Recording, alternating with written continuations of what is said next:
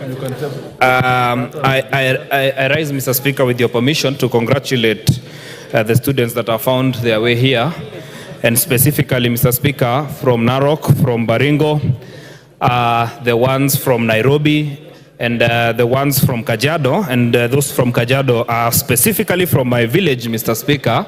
I wish to welcome to this August House, request them to work very hard, because I once visited this house like them, and because of hard work and because of determination, I have also found myself here as a member of parliament to represent them. Mr. Speaker, I wish them well in their studies, those that are sitting for their exams this year.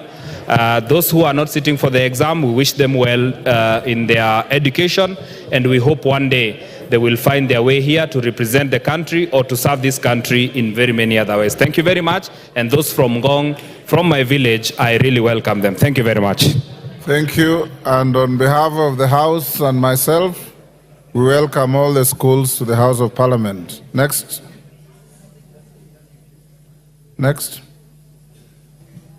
Order number 7, questions and statements. Honorable David Gikaria. Thank you, Honorable Speaker. Honorable Speaker, pursuant to provisions of Standing Order number 44-2C, I rise to request for a statement from the Chairperson of Departmental Committee on Administration and Internal Security regarding the death of one Sadat Kilonzo in Nakuru Town constituency. Honorable Speaker, on the 17th June 2024, at around 5 a.m., Mr. Sadat was abducted by unknown persons at the entrance of Wakulima Market within Nakuru County Central Business District, CBD. Sadly, his body was discovered later that morning near Menengai High School, approximately 500 meters from where he was abducted. Honorable Speaker, his motorcycle was also found later that day at Ronda Police Station. It is unclear on how the body and the motorcycle ended up in different locations. The matter was reported to DCIO headquarters in Nakuru headquarters, Nakuru County, under OB number 4/17/6/2024 for further investigation. Honorable Speaker, while the government has made enough efforts to safeguard the lives of citizens and to ensure the security of residents in Nakuru Town East constituency, the recent adaptation and tragic loss of life highlights the need to address security issues of the area in order to effectively safeguard the lives of the residents. Honorable Speaker, it is against this background that I seek a statement from the Chairperson of the Departmental Committee on Administration and Internal Security on the following. 1. What is the status of investigation into the circumstances that led to the death of Mr. Sadat Kilonzo, as reported under OB number 14/17/6/2024, and what measures has been put in place to prevent such incidences in the future? 2. Clarify how the motorcycle of the deceased person was found at Ronda Police Station, which is over 5 kilometers from where the body was found. 3. Explain why the CCTV footage from places of abduction and where the body was located is yet to be made public to assist in identifying the culprit. And lastly, Honorable Speaker, what measures are in place to address insecurity in Nakuru Town East constituency? I thank you, Honorable Speaker. Thank you, Honorable Gikaria. Tongoyo, that is to your committee. Give Honorable Tongoyo the mic. Thank you, Honorable Speaker. I seek to respond to give the statement in 2 weeks. Thank you. 2 weeks it is. Next.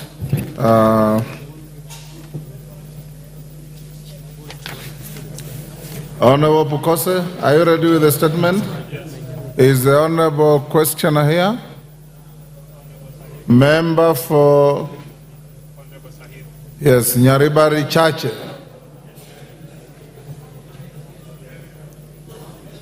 Maybe you stay to tomorrow? Thank you, Honorable Speaker. This was asked by Honorable Sahir, member for Nyaripare. Yes, I don't and see him in the since he's house. not in the House, I request that that I respond tomorrow when Tomorrow, he's in. tomorrow afternoon. But I'm ready with the response. He will explain why he's not here. Thank you. Okay. Next. Order number 8, the Kenya Roads Board Amendment Bill, National Assembly Bill number 18 of 2024, first reading. A bill for an act of Parliament to amend the Kenya Roads Board Act 1999. Order number 9, the Public Finance Management Amendment number 2 Bill, National Assembly Bill number 26 of 2024, first reading. A bill for an act of Parliament to amend the Public Finance Management and for connected purposes. Order number 10, the Finance Bill, National Assembly Bill number 30 of 2024, second reading. Members, we now go back to the finance bill. My record shows the member for Mavoko had concluded his contributions. So now Parashina Sakimba.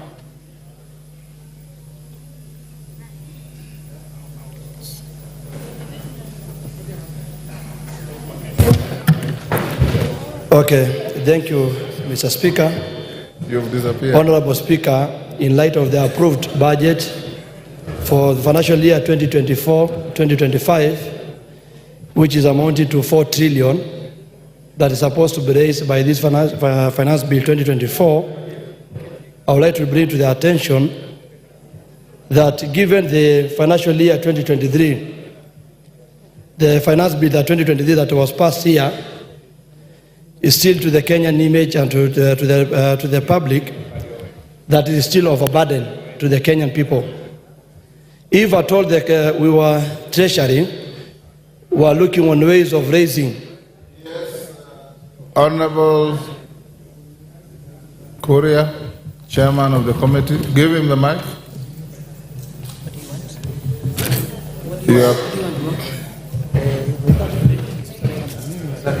You're putting mics behind me.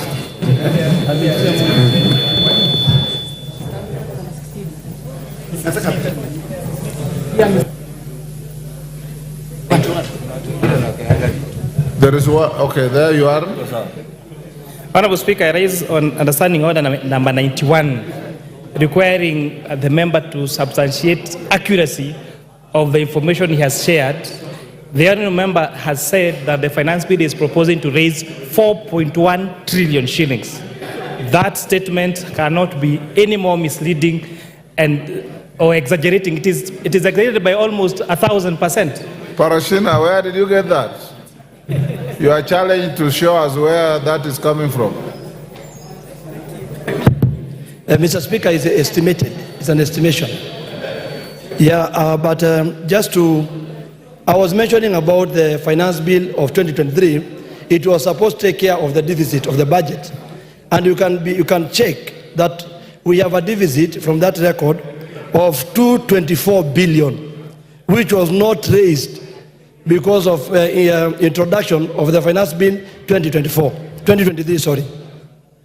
So, Mr. Speaker, what we are trying to say, and this is clearly illustrated yesterday, and I want to appreciate the amendments that have been done by the Finance and Planning Committee, but if at all we have to wait for pressure from the public, the Gen Z, to raise their voices and then the changes can be done, like there's an emergency, why wait to the last minute? Mr. Speaker, thank you. I want to say that in the stipulated the Lafay curve economic theory and the captive or conceptive tax, if you check on that theory, which was established in 1974 by Arthur Lafay, who clearly said that the tax rate, when the tax rate is high and you try to compare on the collection, it is always not achievable, Mr. Speaker. And I want to urge this House, by the time that everyone is looking on taxation as the only main resource or main way of getting resources, then we are getting it wrong. I want to say that, who are you taxing now?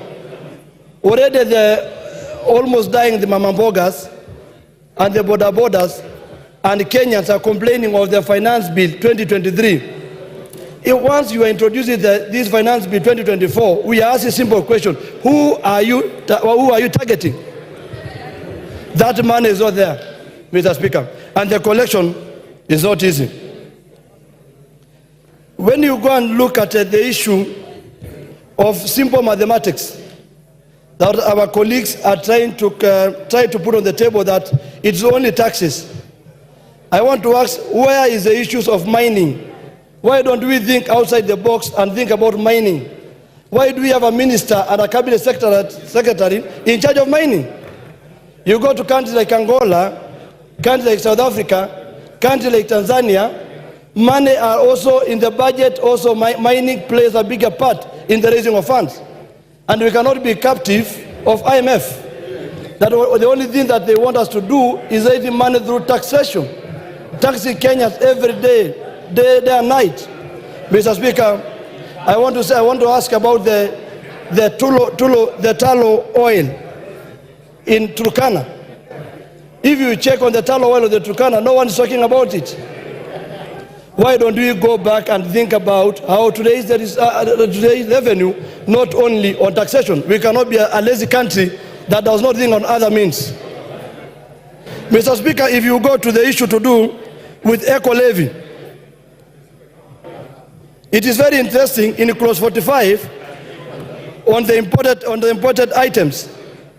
And they are talking about, because the issue is protect the environment and pollution. Yes, the answer is yes, we protect. But this eco levy is only left now for the imported goods. I am sure majority trust this, that even you do a simple calculation of sanitary towels, I don't know if they want us to go to the napkins, or they want our gas to go and use the way the COVID time, when people at the COVID time were buying lesos and kitambas as a means of having to protect COVID. Because if you go to the shops and chemists and everywhere, those sanitary towels, quality ones, are imported ones. That's my argument. Quality ones are imported ones. So when you check that one, Mr. Speaker, and again you come and see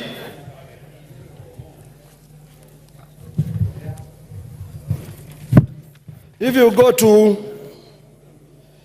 clause 48, clause 44A, that the chairman has talked about. When you see there was a suggestion from the public participation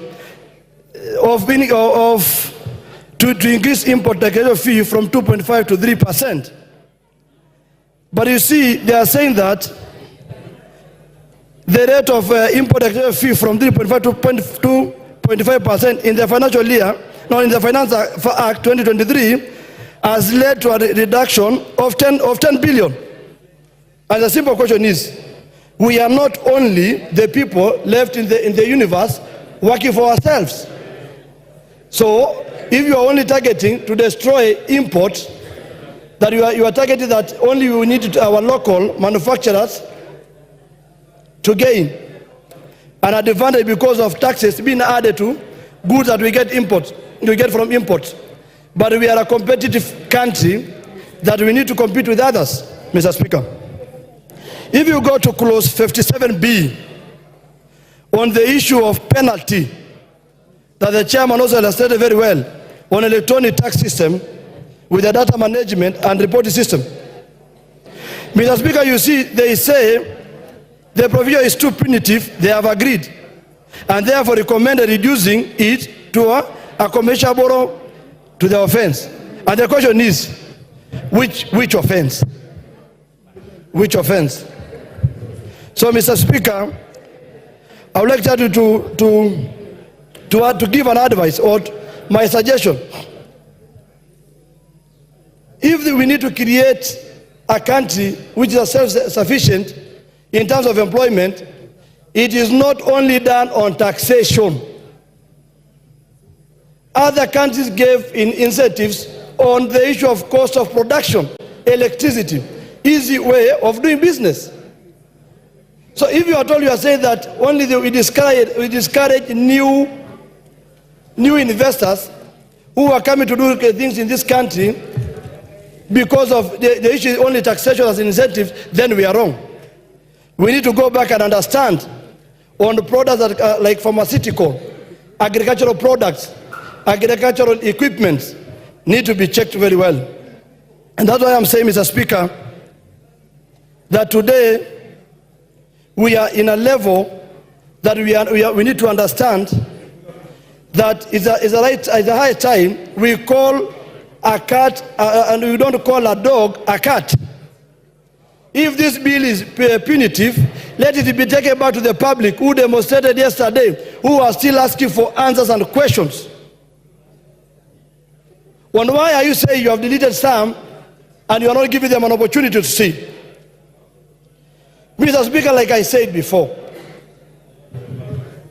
can we ask ourselves outside, because we are living in this country, if you go to Mama Mboga, if you go to everyone is complaining, that we have pushed the Kenyan people to the corner. And that's why I say we are just begging from our colleagues, if possible, let us not approve this Finance Bill 2024.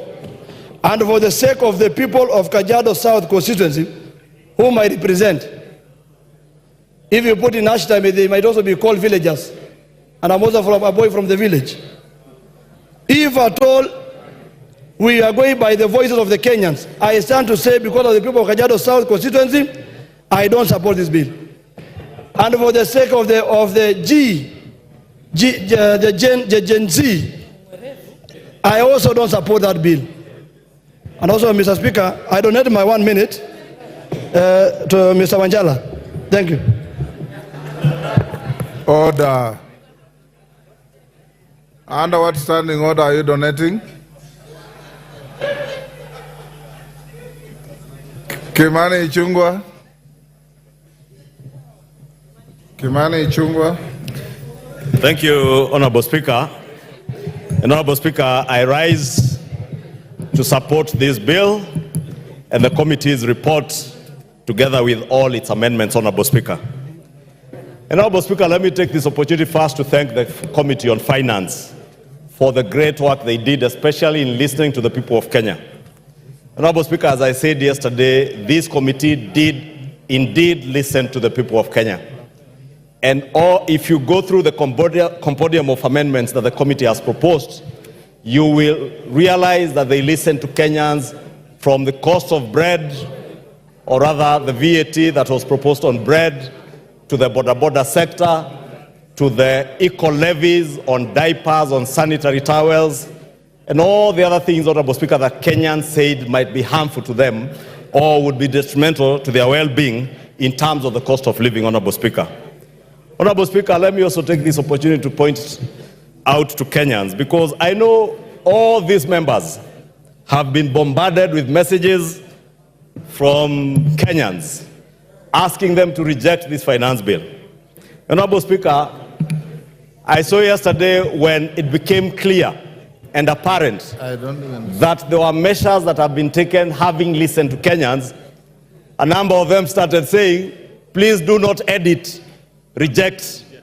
Let me tell them, we never edit bills. What we do is to propose amendments, adopt those amendments, and the consequential bill that will be passed in the committee of the whole is what then becomes the act of parliament that will have the force of law as the new operative law of the Finance Act of 2024-2025. Therefore, let me just plead with Kenyans to be patient with us, to allow us to do what they charge us to do as their elected representatives. Honorable Speaker, I say that because I know, and I know many of these members, including myself, we have suffered a lot of harassment. And I was asking the leader of minority this morning whether he has suffered the same. And he told me his phone is worse. Many of these members of parliament today, Honorable Speaker, you cannot reach them on their phones because they have blocked their phones, including WhatsApp. But this is the beauty of our democracy, Honorable Speaker. And the beauty of this democracy, Honorable Speaker, is that Kenyans express themselves and we respond to what they are saying. And in responding to what they have told us, that is why many of the amendments that you find in the committee's report that touch on the issues to do with bread, border, sanitary towels, Honorable Speaker, and I heard this morning somebody asking whether we have capacity to manufacture adequate sanitary towels and diapers in this country, Honorable Speaker. And I want to confirm to the country that we have more than adequate capacity. Honorable Speaker, if you get data from the Kenya Association of Manufacturers, Honorable Speaker, we are outstripping the daily demand, for instance, for sanitary towels. And I mentioned sanitary towels because, Honorable Speaker, I am a father to girls. Two of them who are now turning to their teenage years. One is 17, the other one is 14. And I have seen these members, someone was showing me a very derogatory message sent to him, being asked whether his wife doesn't do what, I don't know what, Honorable Speaker.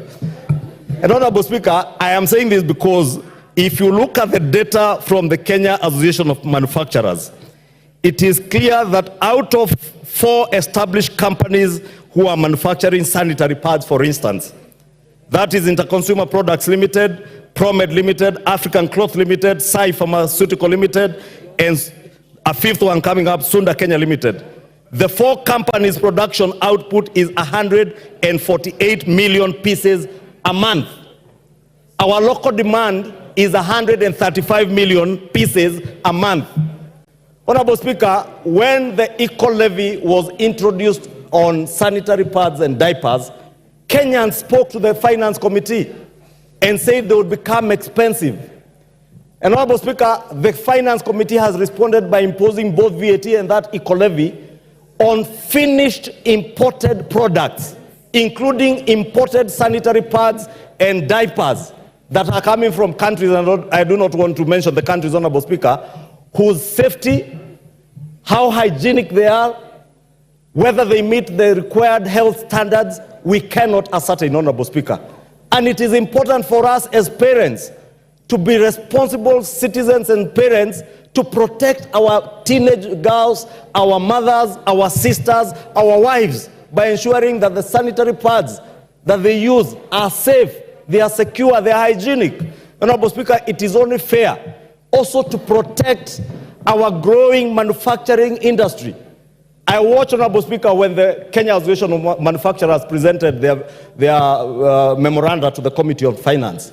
And they truly pleaded with the Committee on Finance to protect our local manufacturing industry, Honorable Speaker.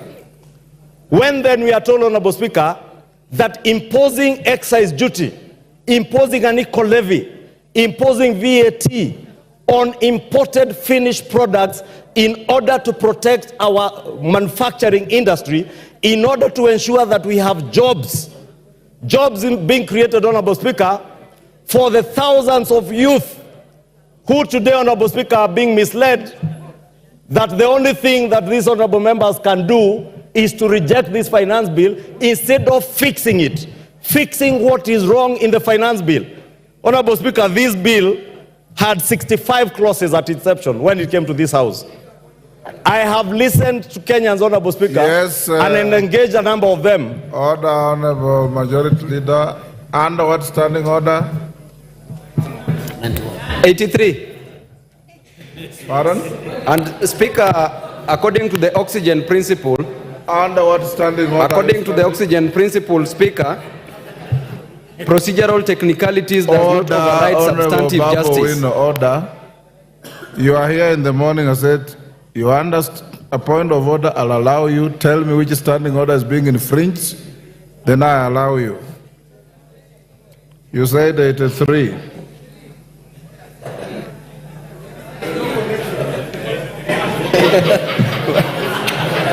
You're out of order. Mr. Speaker. Go on, Majority Leader. Honorable Speaker, thank you, Honorable Speaker. Honorable Speaker, I was asking. Order, Babu Owino. You should know what you want to say, my son. Because you stood up and said, standing order 83. It doesn't apply. Then somebody whispers to you 91, you say 91. Go on, Majority Leader. Take your seat. Honorable Speaker, I was asking, what is so wrong with us protecting our manufacturing sector in this country, Honorable Speaker? What is so wrong with us ensuring that we are creating jobs within our own economy instead of creating jobs in other countries, Honorable Speaker?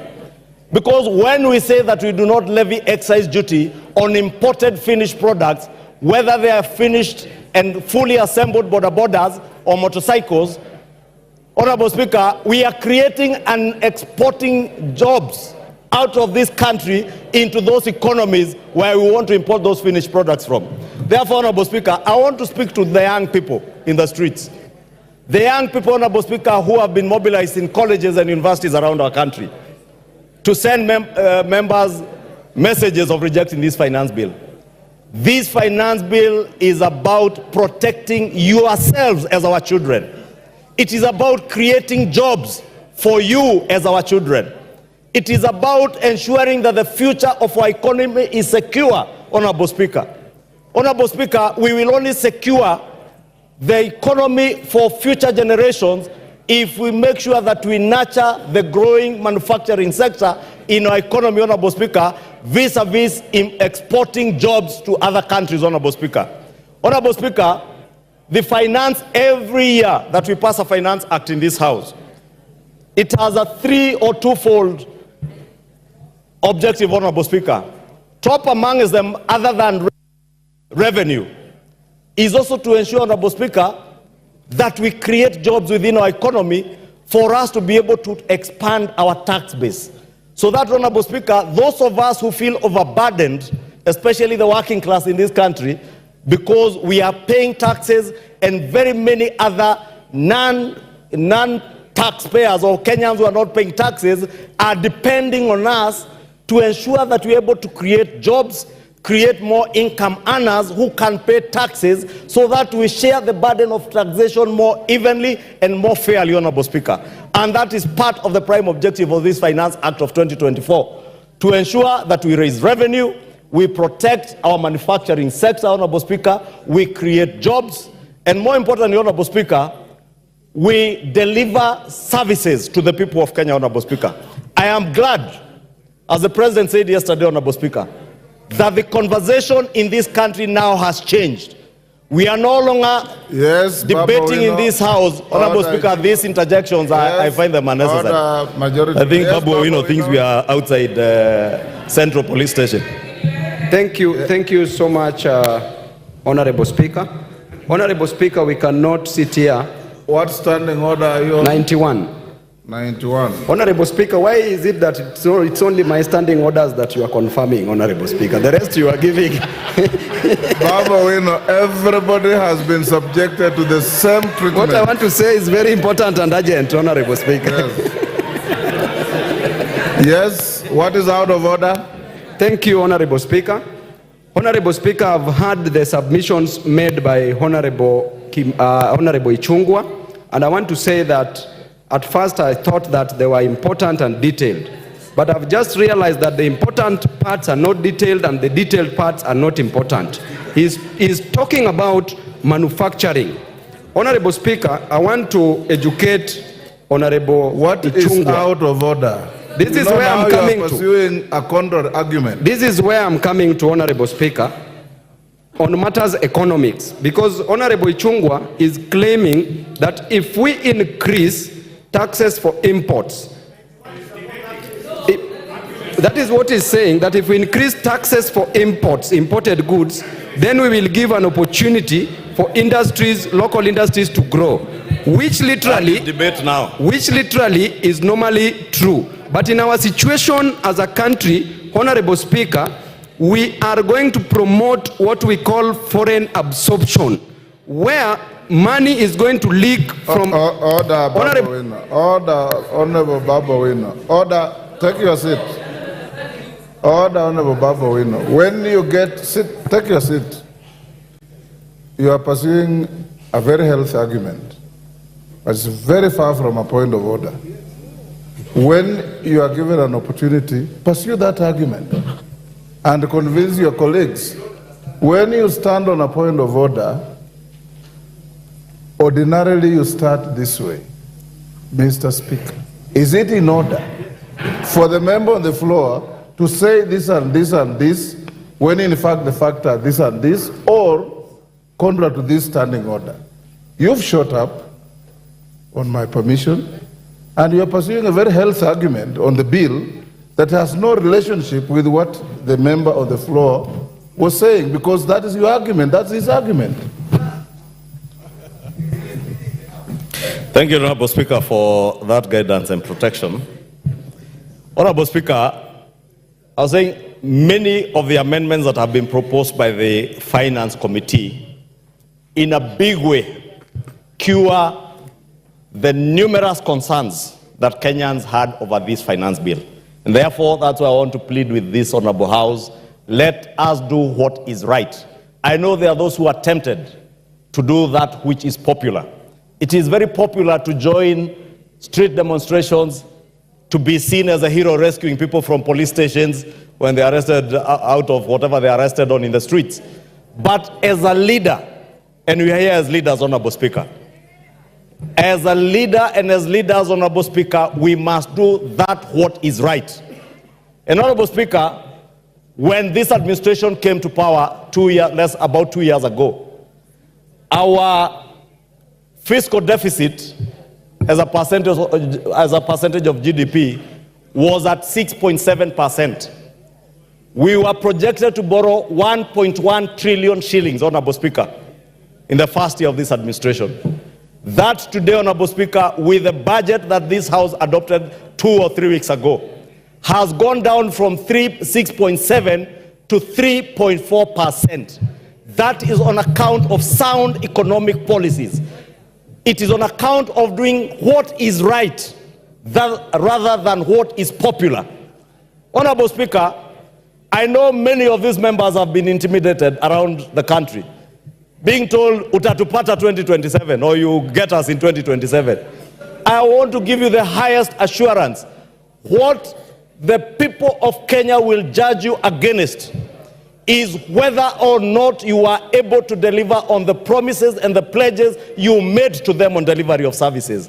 It shall not be possible to deliver services, to build roads, to build schools without generating revenue for the country, Honorable Speaker. We cannot be a country that lives on debt, Honorable Speaker. And I'll beg for additional time because of the interjections, Honorable Speaker. Honorable Speaker, 2 years ago, we are not just surviving on borrowed money. Honorable Speaker, we were on the verge of defaulting on our international and national domestic debt obligations, Honorable Speaker.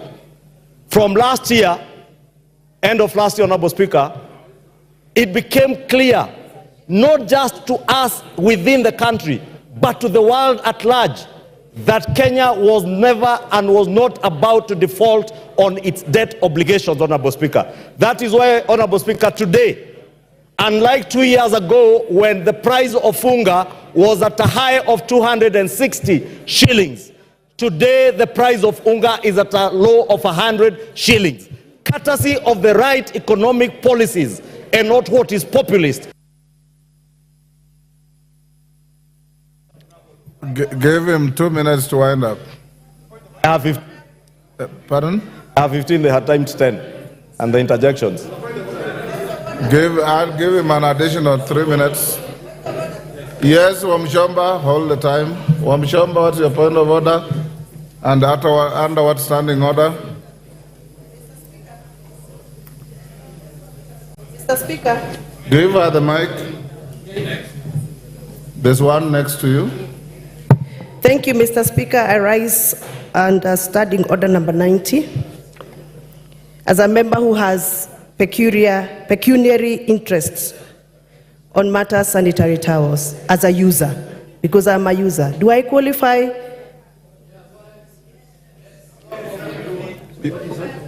Can you repeat that you are? I am standing on the strength of standing order number 90. Yes. As a member who wishes to speak on this matter of sanitary towels as a user. That's yourself. Yes. You are out of order. Take your seat.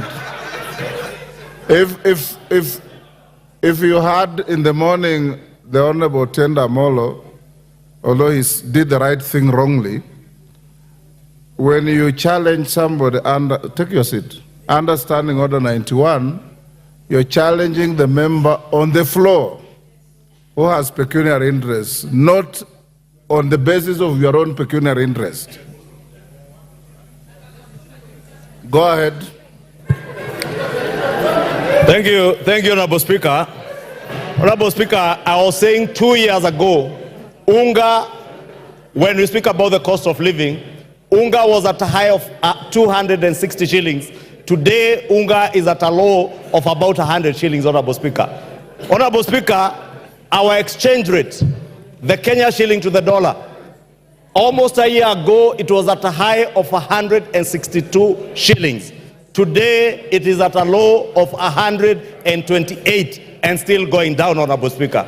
Courtesy of the right economic policies, courtesy of pursuing what is right rather than what is popular, Honorable Speaker. Honorable Speaker, in the past, we have suffered what was described as state capture, Honorable Speaker.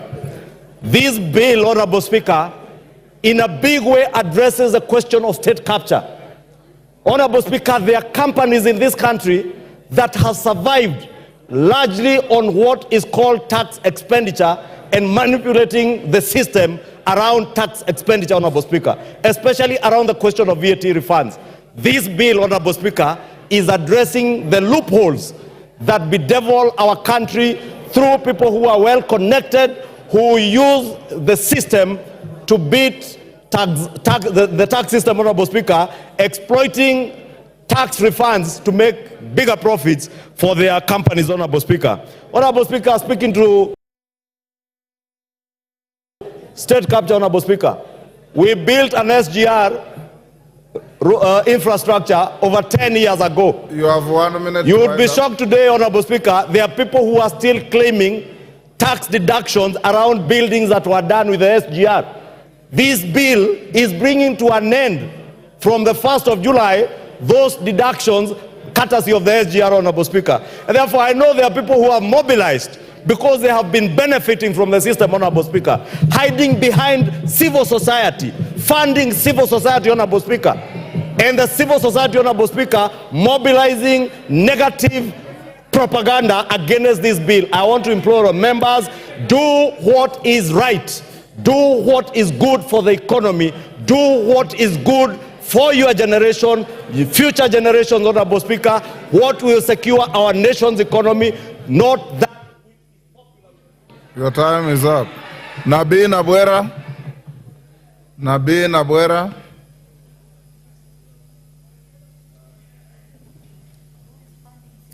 Thank you, Mr. Speaker. I want to raise a number of issues. Yes, Mele Odhiambo, what is the problem? The women are also here. Yes. I can see them.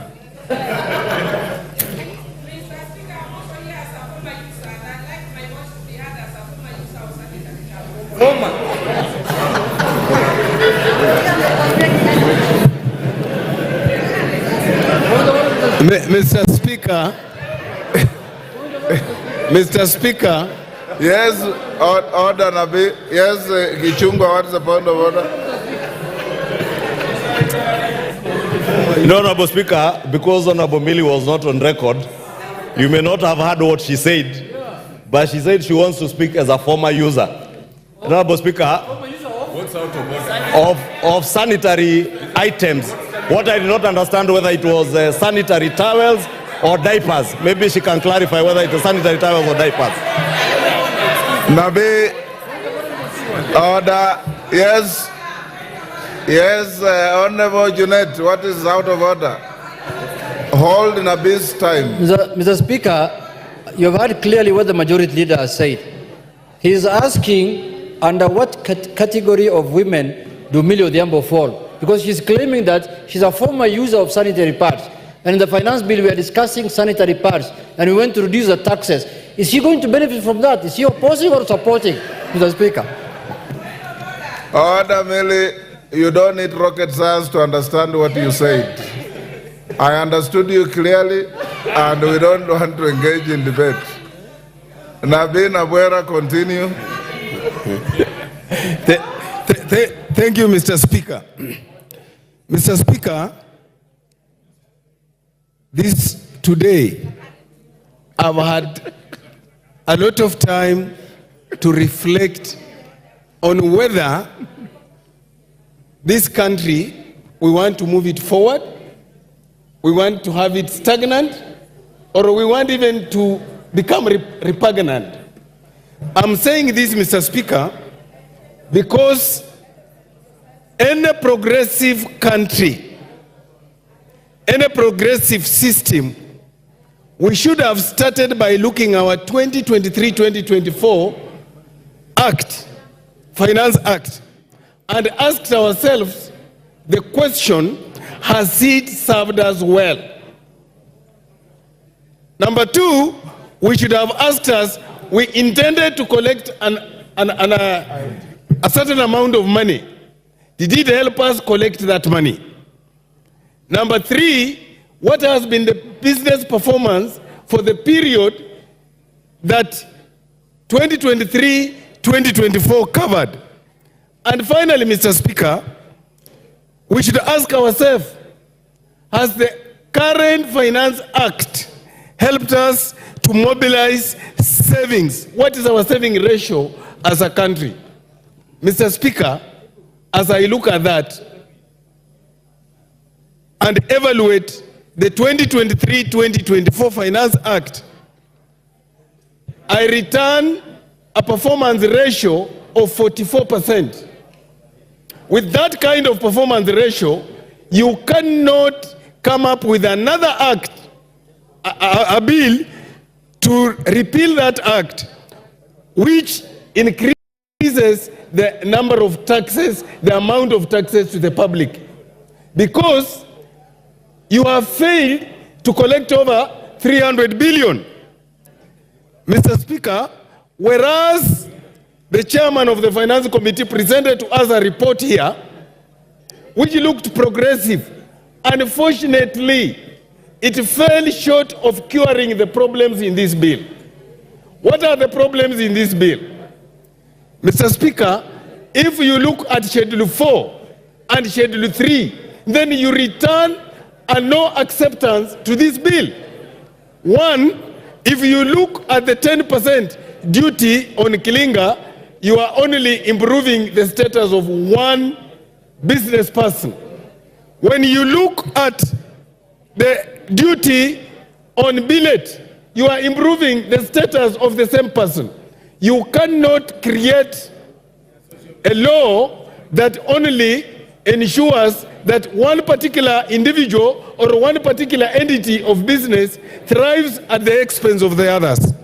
Mr. Speaker, whereas one would want to forgive the drafters of this bill for imagining that if you removed tax or if you remove the sanitary towels that are locally manufactured, then you have cured the problem, is lying. I've talked to my own daughters in the house. They tell me the sanitary towels they use are all imported. So in other words, when you see the young girls going to the streets and asking us whether wasinyeshe, they mean it.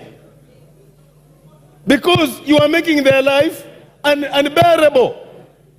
Mr. Speaker, I want to pick on an issue here. And this issue is based on Schedule 4. If you look at all the taxes under Schedule 4, on telephone, on all those things there. They are meant to help improve businesses. Now, if we are levying taxes on them, and already the business community is underperforming, how do we intend to raise money? If this country cannot mobilize savings, then we rather shut up and close it.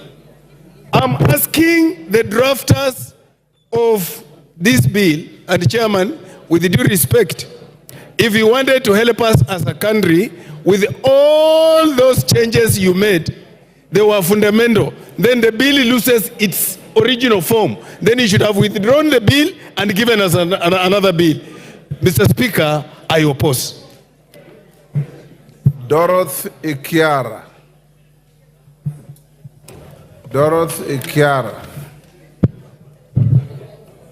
Thank you, Mr. Speaker. Mr. Speaker, on the outset, I say I support this bill.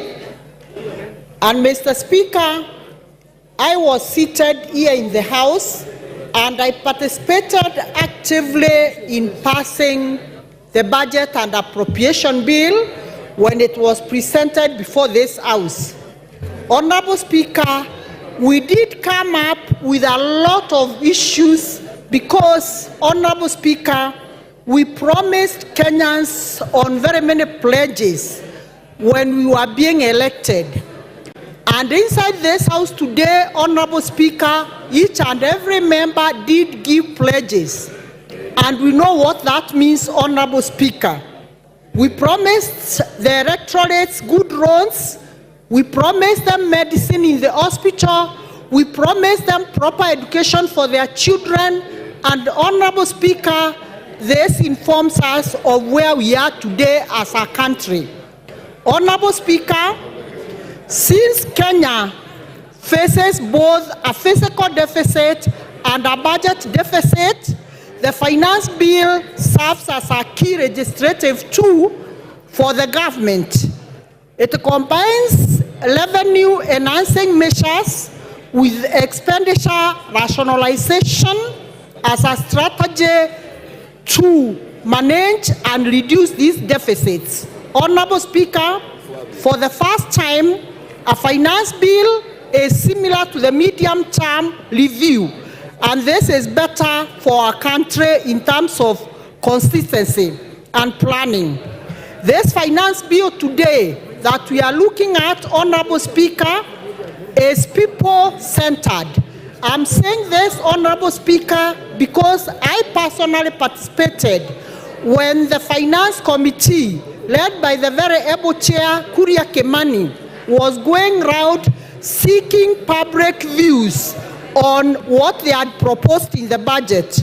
Honorable Speaker, and it is for this reason that after they listened passively to the citizens of this country, they did come up with a laughter of changes that are all in favor of the citizens of this country. Honorable Speaker, aside from the key highlights which the Finance Committee addressed, some of these proposals that they had proposed initially have now been dropped. Key is 16% VAT on bread. Honorable Speaker, they resent to the members of public and it is not there anymore. VAT on transportation of bulky things like sugarcane, they listened to the citizens and they removed. No increase in the mobile money transfer. Honorable Speaker, yesterday as I was passing through one of the streets in Nairobi, I had members, I had the people who are shouting, the citizens of this country who are severely misled that mobile money transfer will not be removed. Honorable Speaker, I want to say the committee listened to the citizens and this is one of the things that was removed, Honorable Speaker. Excess duty on vegetable oil, edible oil, is no longer there, Honorable Speaker. Then, Honorable Speaker, as the majority leader has alluded to, what this bill has tried to do, Honorable Speaker, it is to promote the local manufacturers. Honorable Speaker, it is very clear that moving forward, the local manufacturers, like the locally assembled bikes, they will be assembled duty-free as opposed to the imported ones. Honorable Speaker, we have also another very good advantage that the E-team has been excluded from farmers and small businesses who have a turnover below 1 million. And Honorable Speaker, this is a clear manifestation that this government is a bottom-up government as we had promised the electorates. Honorable Speaker, I want also to unveil the key achievements, Honorable Speaker, in this bill, especially for the employed Kenyans, Honorable Speaker, where the allowable pension has been extended from being taxed from 20,000 to 30,000. This is an achievement for our workers and the salaried people, Honorable Speaker. Honorable Speaker, out of what this bill has addressed, and very importantly, Honorable Speaker, we are at a time when our country is struggling with cancer, Honorable Speaker, and this time the Finance Bill 2024 has reduced the cost of cancer drugs and exempted them from value-added tax, that is VAT. And this initiative, Honorable Speaker, is designed to alleviate financial pressure on patients and enhance access to medicine, cancer medicine, Honorable Speaker. And we are doing this when the country is struggling with increased cancer cases. I want to pinpoint a place like Meru County where cancer is on the rise, Honorable Speaker. And this bill, having removed cancer tablets, cancer medicine, and VAT-free, Honorable Speaker, this is a great achievement for cancer patients in this country. Honorable Speaker, we also want to underscore the achievement of employment of teachers. The education sector has been given a very huge budget, and out of this budget, Honorable Speaker, we are proud that all the teachers who are employed as interns, 46,000 of them will be turned to permanent and pensionable, Honorable Speaker, so that they can be able to bridge the gap in our education sector. Honorable Speaker, we know too well investment in human capital is the one single investment that every progressive country must make. Honorable Speaker, education is very key in ensuring that we become globally competitive amongst our equals, Honorable Speaker.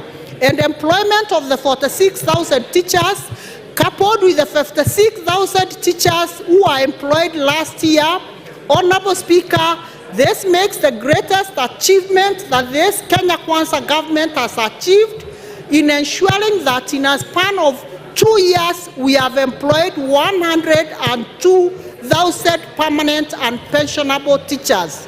On top of that, Honorable Speaker, there is another cohort of the 20,000 who will equally be employed on temporary or internship, Honorable Speaker. And Honorable Speaker, this is an achievement that we must all laud and welcome, because our youth, whom we promised jobs during that time of campaign, they are getting jobs and being absorbed in various areas. Honorable Speaker, I want also to say this Financial Bill 2022 includes provision to support individuals with also chronic diseases. Honorable Speaker, by establishing the emergency kitty, the SHIP, Chronic and Critical Illness Fund under the new social health insurance. This fund will cover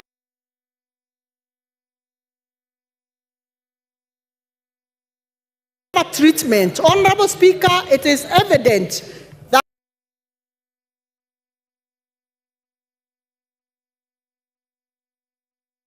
a majority of people who suffer from chronic diseases, they go through a very difficult moment. And this Bill 2024 has been able to cure this. Therefore, Honorable Speaker, I strongly support this Finance Bill 2024 and I support. Thank you, Honorable Speaker. Thank you, Dorothy. Millie Odhiambo. Thank you, Mr. Speaker, for giving me this opportunity. Mr. Speaker, I wish to start by saying that one of my favorite books is Good Girls Never Get the Corner Office. Mr. Speaker, this is in response to what you are telling me earlier in the morning when you are urging me to be a good example to the girls, the younger ones who are doing their first term. Mr. Speaker, if they are good girls, they'll never get corner office. Be as bad as Millie Odhiambo, you will be the mother of this house. I am a bad girl, and as a bad girl, I'm here serving my 4th term. So do not be cheated like the African culture where you are told have decorum, dress nicely, be kind, be nice. I'm telling you, you will go nowhere. Be a bad girl like me and you'll get somewhere. Mr. Speaker, having said that, I wish to declare my interest under the standing orders number 90, which Wamuchomba stood on, because I don't want to be declared disorderly. And that is because when you have a pecuniary or personal interest, you declare. And Mr. Speaker, I want to declare my interest as a former user of sanitary towels, and as Dynasty as a former user of diapers, and as a future user of diapers. Because as a woman, once you get menopausal, you will have leaks and you will use diapers. And Mr. Speaker, I want to say, it's not all women, so Rosa should not be worried, but there are women who get leaks. And I want to say that there are people, because we don't want to have shame over menopausal issues, we don't want shame over period. And Mr. Speaker, I am saying this because I've been sitting here today listening patiently to the men talking about sanitary towels that is in the finance bill. And they are speaking with authority. If we wanted to save money, the way the finance committee has done, and want to tax anything else, go and tax men innerwears. Go and tax men innerwears. Don't speak on our issues as women. Let us be the one to speak about sanitary towels. We are the ones who know what works for us, and you are saying we want to encourage the local manufacturing. While you are waiting to enable our local manufacturing agencies to create those sanitary towels, will we tell our periods to stop? Our periods will not stop while you are manufacturing. Our girls will have their menses as usual, and the cost that they are used to will be higher because that will come through underground. What I am saying is, Mr. Speaker, I do not support the finance bill. And I'll give you the reasons why I don't support it. One, I don't support it because it's devoid of a strong policy underpinning. Number two, I don't support it because it's not premised on a better model, but on a beta model. The KK government told us that their things are premised on BETA, but increasingly we are seeing it premised on BITTER, beta model. That's why I'll not support it. And Mr. Speaker, the other reason I will not support it, it's because it encourages opulence. Look at how much money I have. Look at the price of my watch. It's a 5 million watch, and I'll explain why, Mr. Speaker. So do not be in a hurry to ask me to explain. I'm going to explain. Mr. Speaker, number one, the one I've talked about, the tax system that is devoid of a strong policy underpinning or premised on a flawed policy underpinning. I will give you the example of the eco-levy that seeks to strike a balance between the economy and ecology but fails miserably to do that. Mr. Speaker, if I give you an example, this government has actually sponsored or facilitated the roads in Fangano Island and the tarmac in Rusinga Island, even though they are taking pretty long. And I want to tell you, Mr. Speaker, that if you are to use this model, the taxing model that they are saying, then it means that a contractor who is doing those roads and earning billions on those roads, Mr. Speaker, when they destroy the environment, the fishermen from Rembaringiti, Rusinga, Mfangano, and Sukuru Island, who will be making at most 1,000, will be asked to repair that person's damage through tax, forgetting the PPP principle. The person who destroys is the one who should pay that damage, not me.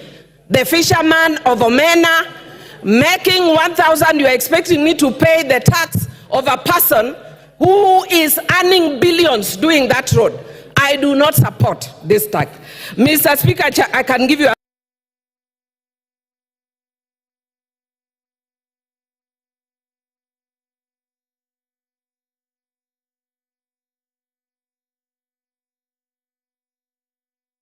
another example.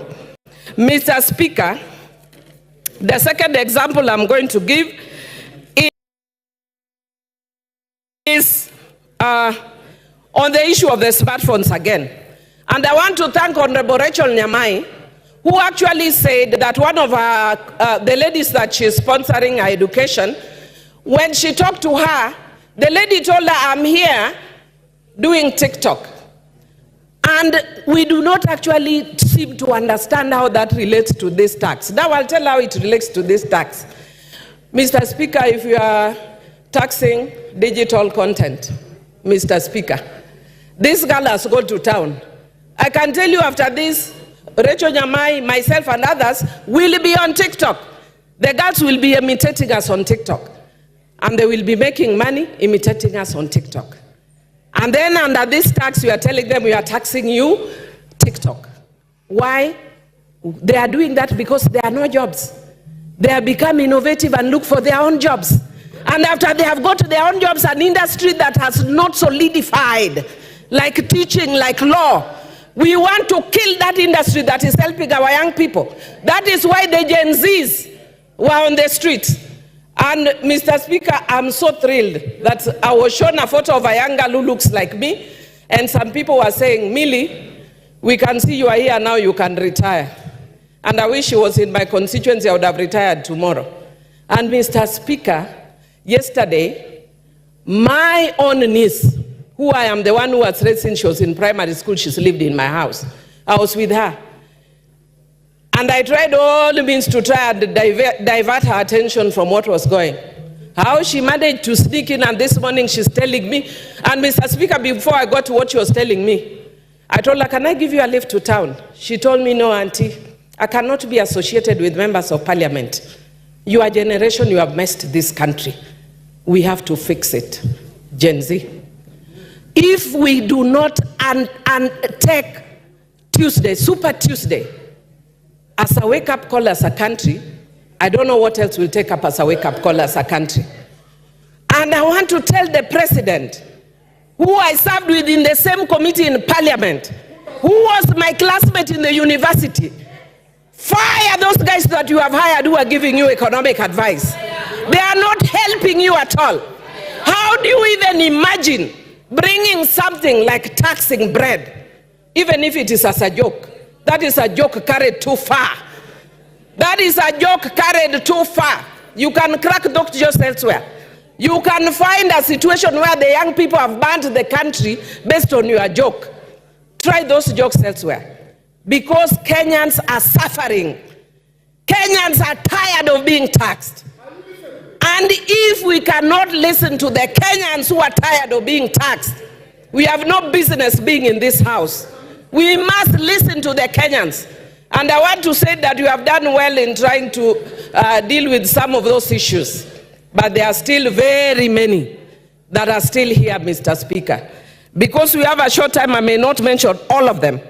But I want to say, like, for instance, the eco-levy. We are talking about trying to be environmentally friendly. Yet the things that we are taxing, we are not doing exactly that, Mr. Speaker. and we are taking away jobs of young people by the tax. Look at the increase in fuel.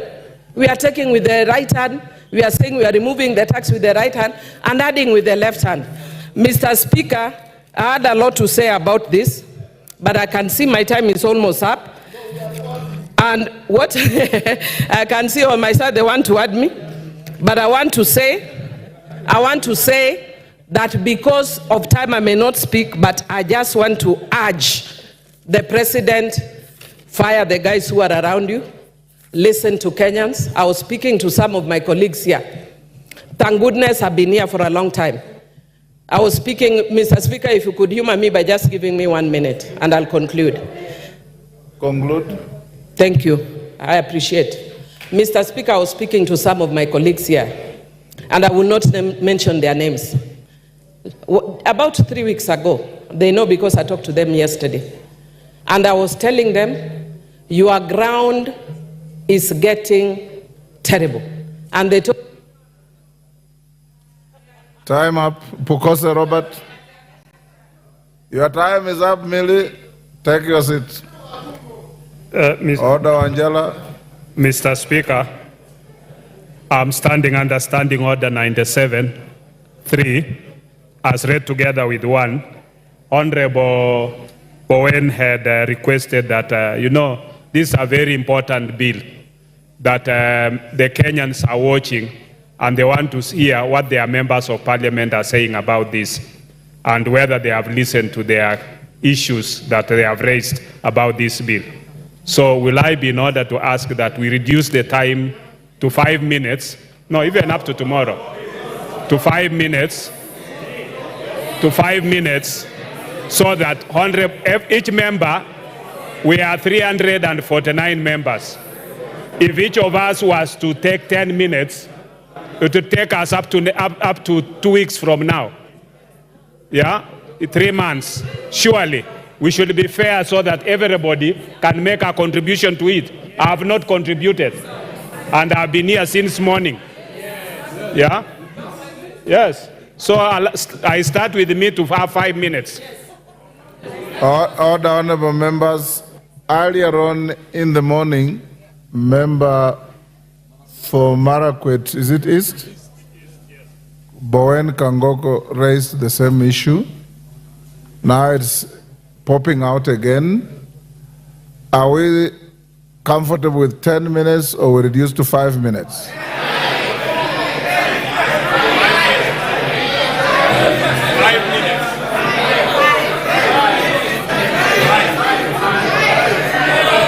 Order.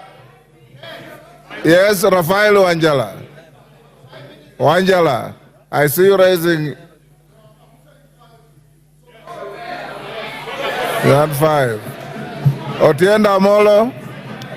Order. Otienda Molo. Support 5.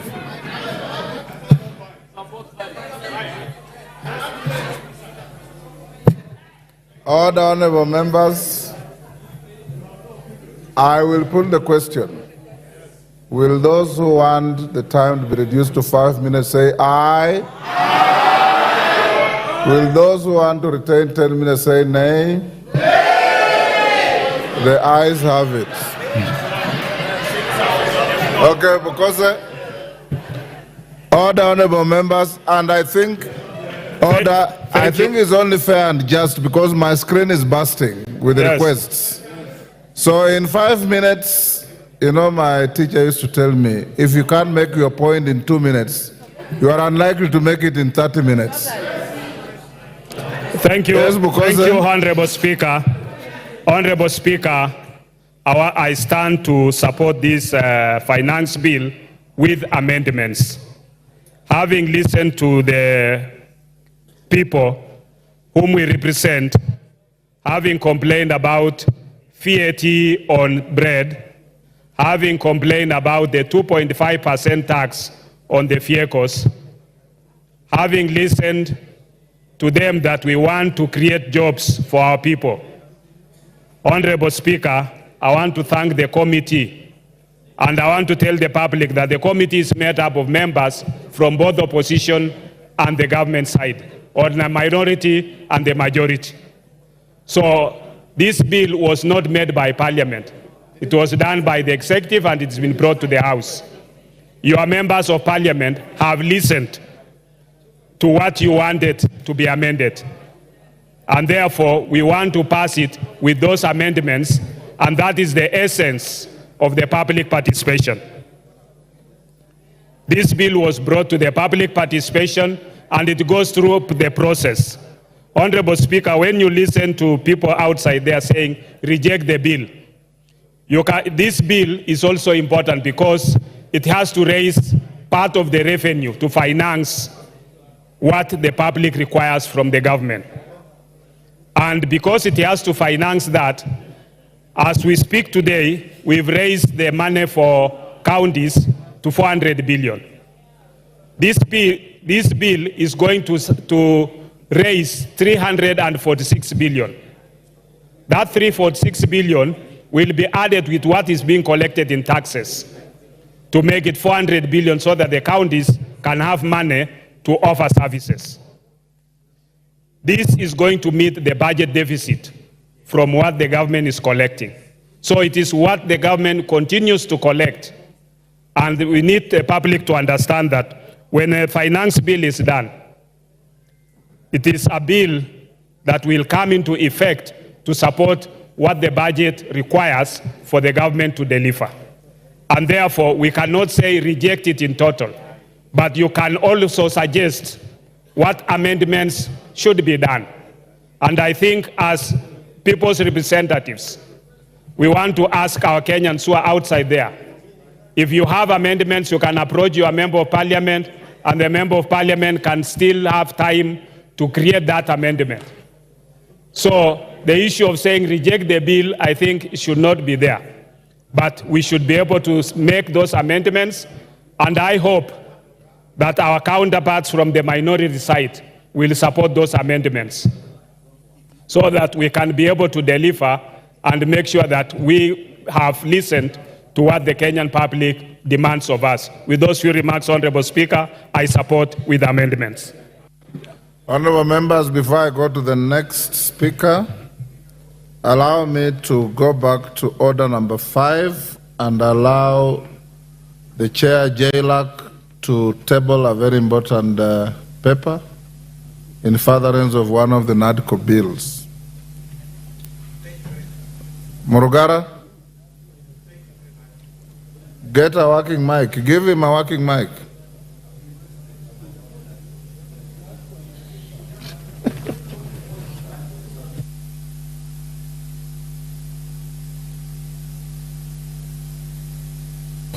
Back by seat. Again. Yes, thank you. Thank you very much.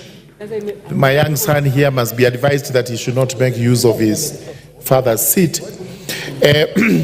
Honorable Speaker, I beg to lay the following paper on the table of the House today, Wednesday, 19th June 2024. Report of the Departmental Committee on Justice and Legal Affairs on its consideration of the Senate amendments to the Independent Electoral and Boundaries Commission Amendment Bill, National Assembly Bill number 10 of 2024. Thank you very much, Mr. Speaker. Thank you. We go back to the bill. Makali Mulu.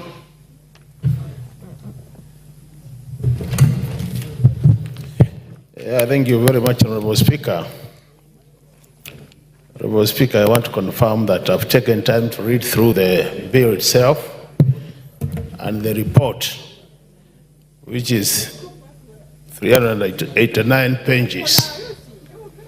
Honorable Speaker,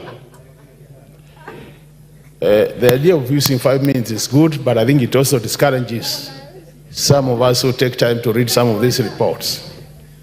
But I want to see this. Reading through the report, a lot of individuals and institutions did present their comments to the Finance and Planning Committee. And I want to appreciate them because based on the experience of last year, where the same number gave their comments and they were never taken on board, this time I thought they would not be able to appear. So we must appreciate. I also want to thank the committee for creating time to listen to them and they made some efforts to factor in their comments, Honorable Speaker. But I was asking myself, Honorable Speaker, looking at the original bill, you wonder what was the thinking behind some of the proposals. And that's why I want to thank the committee because they have been able to undo some of them.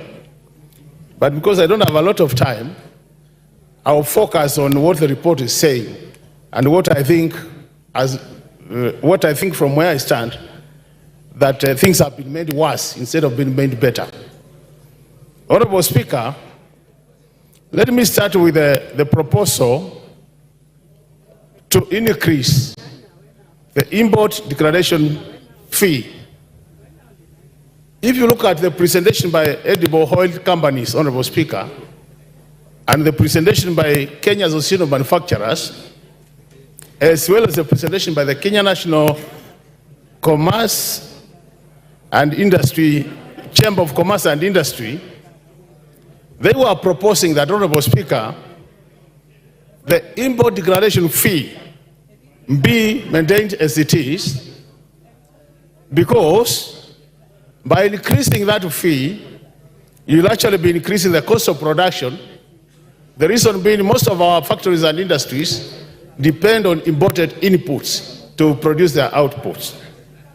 So as a result of that, the solution was that you either maintain the fee as it is so that you don't increase the cost of production. What does the committee propose? The committee has proposed to increase that fee from 2.5 to 3.5%. Meaning automatically, Honorable Speaker, by doing that, you increase the cost of imports which are coming to this country as inputs, and as a result of that, you increase the cost of production. When you increase the cost of production, automatically, Honorable Speaker, that cost will be transferred to the consumer. That will make our goods uncompetitive in terms of price. And that's why you see, Honorable Speaker, in this country, despite us talking about import protection, people are buying things which have been brought from other countries and buying at a cheaper price than we are producing them. So these to me are the critical issues. The second item, Honorable Speaker, is the Rural Development Levy. The edible oil companies did propose that it is now at 1.5. And they propose that we maintain it as it is, and by doing that, we'll have saved the cost of the oil by about 72 shillings per litre. What has happened? We have increased that levy from the proposal of the committee, because now we're talking about the report, from 1.5 to 2.5, Honorable Speaker. So, Honorable Speaker, if you look at that, what have we done? We are likely to increase the cost of production, because that levy will be levied on all the goods which are imported, and then a good which will go through our railway transport system, Honorable Speaker. So again, instead of helping our manufacturing sector, we are making it worse. To make things worse, Honorable Speaker, if you look at this report, the last clause is a proposed new clause to increase fuel maintenance levy by 9 shillings, Honorable Speaker, by 7 shillings. Anytime you touch fuel in this country, Honorable Speaker, you touch the whole sector, you touch the whole economy, and by doing that, Honorable Speaker, you increase the cost of production, and this will directly affect the Wajikos, the Mwendes of this country, and I can tell you for sure, Honorable Speaker, this now bill, the proposed amendments are going to make this bill more worse, and it's a very good candidate for voting no at the point of voting. With those remarks, Honorable Speaker, I want to submit and say that. Time up. Kangoko Bowen.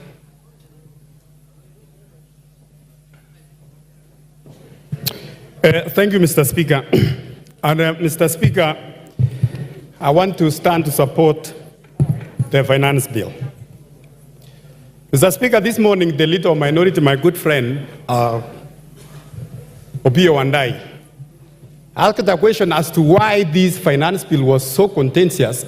And since we have had a finance bill since 1963, and the finance bill 2024-25 is creating a serious issues, including demonstration in the streets. Mr. Speaker, I want to say this. What is outside there, Mr. Speaker, or what the people outside there, what they have been told by activists and people who have not read the bill, Mr. Speaker, is completely misleading. Mr. Speaker, I know there has been some contentious clauses in this bill, But Mr. Speaker, as moved by the chair of Finance this morning, Honorable Speaker, you will find that the bill which was proposed by Treasury, the committee looked at the bill and they proposed several amendments which are actually people-friendly, Mr. Speaker. Mr. Speaker, I want to say that in the original bill, there was a 16% VAT on bread. And Mr. Speaker, the bill in the House, or the report in the House now, as by the committee, that VAT has been dropped. Mr. Speaker, the proposal to have 2.5% motor vehicle tax, that clause now has been dropped. Mr. Speaker, the exercise duty, which was proposed in the original bill, especially on vegetable products, Mr. Speaker, that one has been dropped. The Honorable Speaker, the eco-levy, which is, we have had many of our colleagues here discussing. This one, Mr. Speaker, as many of my colleagues who spoke before me, it can only attract on imported finished products. And Mr. Speaker, we want to move from a trading country to a manufacturing economy. We cannot be a country which is importing almost everything, including even a tissue paper. So the reason why this one is there, and we are saying it can only apply to imported finished products. But on locally manufactured products, Mr. Speaker, the tissue papers, the sanitary towels, and anything else locally manufactured, it's not going to attract the eco-levy. Mr. Speaker, some months back, we saw many of our farmers across the country. We saw in Murang'a, we saw in central Kenya, and across the country, that they were required to file their sales using the e-teams.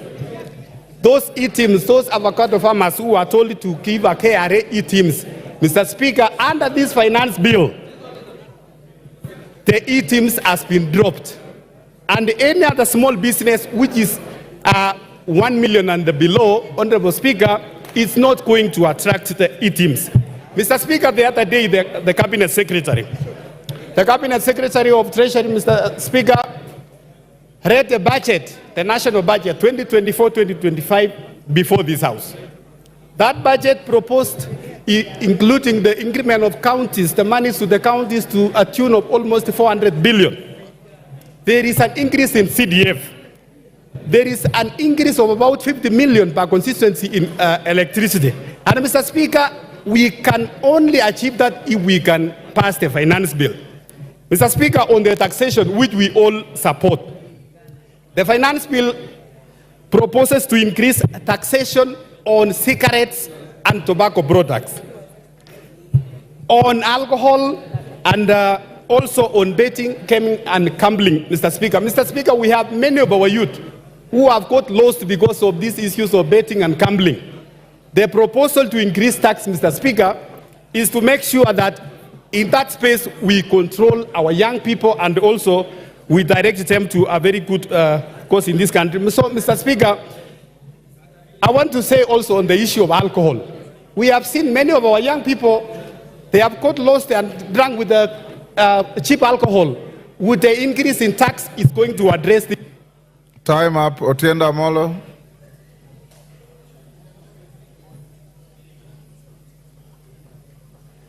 You'll get. Give him the mic. Thank you, Mr. Speaker. Mr. Speaker, on the outset, I oppose this bill. And even having listened to the chairman on the raft of proposed amendments, to that I say too little, too late.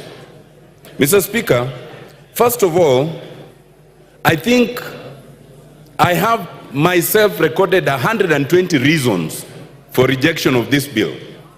And Mr. Speaker, it is sufficient that the professional associations have spoken to this, the church has spoken to this, civil society has spoken to this, and Kenyans have spoken to this.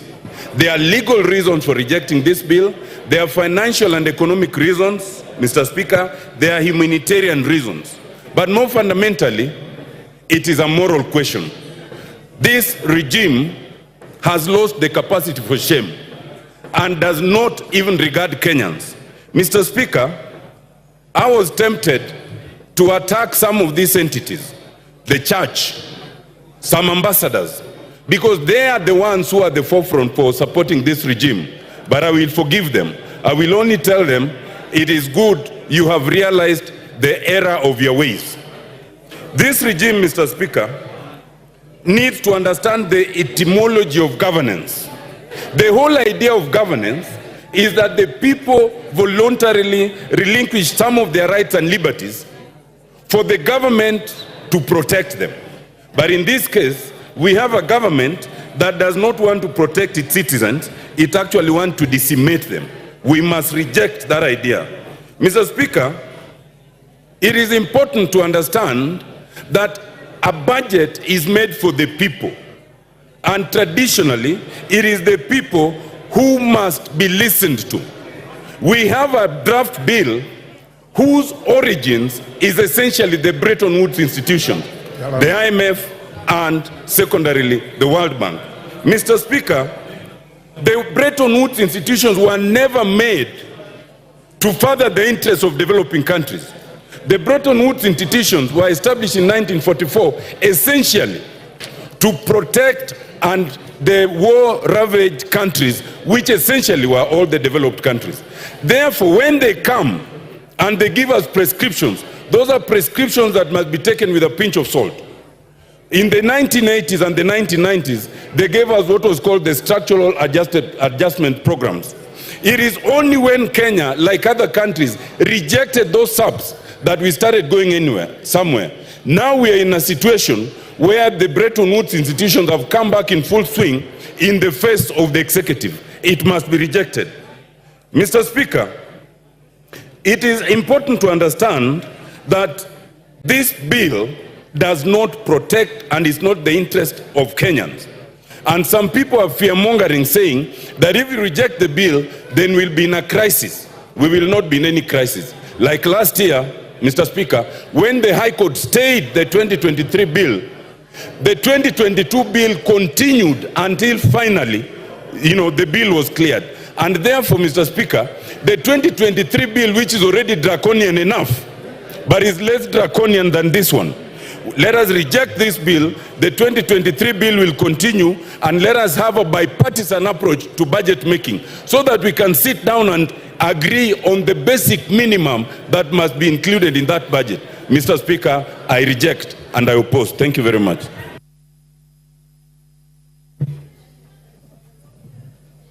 Paul Melly. Julius, sorry, not Paul. Julius Melly, Chair Education. Give him the mic.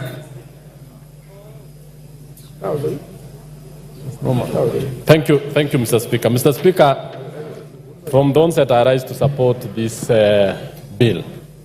Mr. Speaker, this bill is quite progressive, and I want to ask members who have opted not to read the report, and I think as part of the parliamentary procedures, Mr. Speaker, you gave your guidance that every other bill that is tabled in the House procedurally goes to the committee, and the committee did its work very diligently, led by Honorable Kimani Kuria. They went down and met the public. They met the stakeholders. They met all the Kenyans who actually gave their suggestions to this particular bill.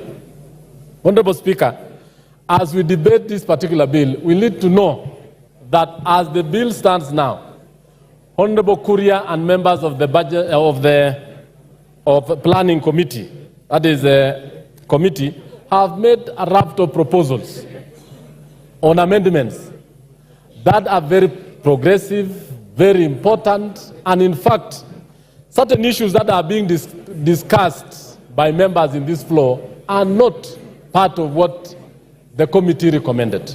But the committee recommended a number of things. That one, taxation of certain nature. For example, let me just give an example of the deletion of certain clauses. Clause 124 on motor vehicle tax. Previously, the bill, when it was tabled in the House, Mr. Speaker, had made proposals on motor vehicle taxes, the bread tax, and many others. But the committee, in its wisdom, and having had the Kenyans, and having had the stakeholders, actually deleted most of those clauses. That the members opted to address the public and Kenyans as if the committee has not made its report in the House is not good, Mr. Speaker. Mr. Speaker, let me just go down and enumerate why I support this bill. That clause 23 is actually on the issue of athletes. There was a proposal to tax the income by the athletes. The committee went ahead and deleted that and asked that athletes be incentivized and be allowed, and their monies they earned actually will give an income to this country. On the issue of eco-tax, a lot of imported items have actually been taxed to protect the local manufacturers. And this has been said all the time by the Kenya Association of Manufacturers, the Kenya Private Sector Alliance, that the local manufacturers need to be protected against the large, well-established companies which can actually flood our markets. And in so doing, we are not exporting the jobs. When we buy from foreign countries, and Mr. Speaker, I would just want members to know this, we are actually exporting jobs to those nations. We are actually exporting money. And that is why, from last year's finance bill, we have been able to stabilize the issue of foreign exchange. We have also been able to bring the inflation down. Mr. Speaker, when you look at clauses 34A, 1 and B, the committee proposed to actually delete even taxes on aircraft spare parts and many other things. This is actually the reason why Kenya is a hub in this region, where most of the countries in the region always do their maintenance and servicing of their aircrafts in this country.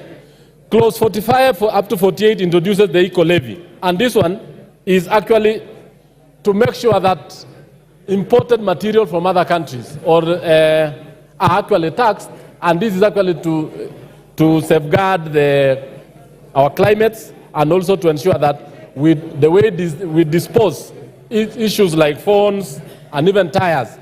And in this same clause, Mr. Speaker, we have the issue that the motorcycles, the wheelchairs, tires, and everything else are exempt because these are Kenyans of low level who are going to use this. So as we speak, Mr. Speaker, this bill is very important. It is serving this country very well, and therefore I support. Thank you, Mr. Speaker. Thank you, Melly. Who did I want to? John Badi. We have reduced time to 5 minutes. All of you will have an opportunity. Thank you, Mr. Speaker. Mr. Speaker, I want to start by saying that since President Ruto took over power, I've never been to State House. I don't intend to. I have never had a one-on-one meeting with him. So the only forum I can use is this one, to tell him what I think he needs to do. The President, I want to tell you, the people you have hired, economic advisors you have hired at State House, and the people you have put at the Treasury are not advisors, but they are economic saboteurs. Please look for economic advisors to help you govern this country for the remaining period of 3 years. I say so because, Mr. Speaker, this idea and perception that is coming across, and I hear it a lot even with my colleagues across the aisle, that for you to grow this economy, for you to narrow the budget deficit, you need to tax Kenyans more. That is, nothing can be further from the truth. Mr. President, ask your team to compare and give you the data when we passed the finance bill of 2023, what effect has it have on revenue collection? If you compare revenue collection up to 12 months leading to March 2024, the growth in revenue is 13.8%.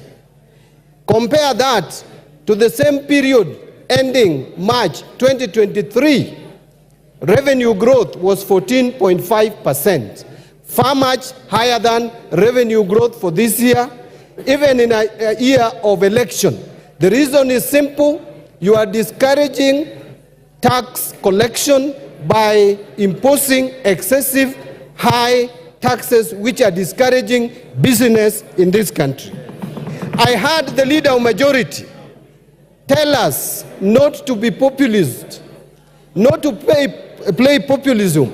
I want to remind Honorable Kimani Ichung'wah, that which you call populism, that which you call playing to the gallery, is what has made Kenya Kwanza government, which was just thumping, to climb down and accept what Kenyans had started saying early, and they were not listening.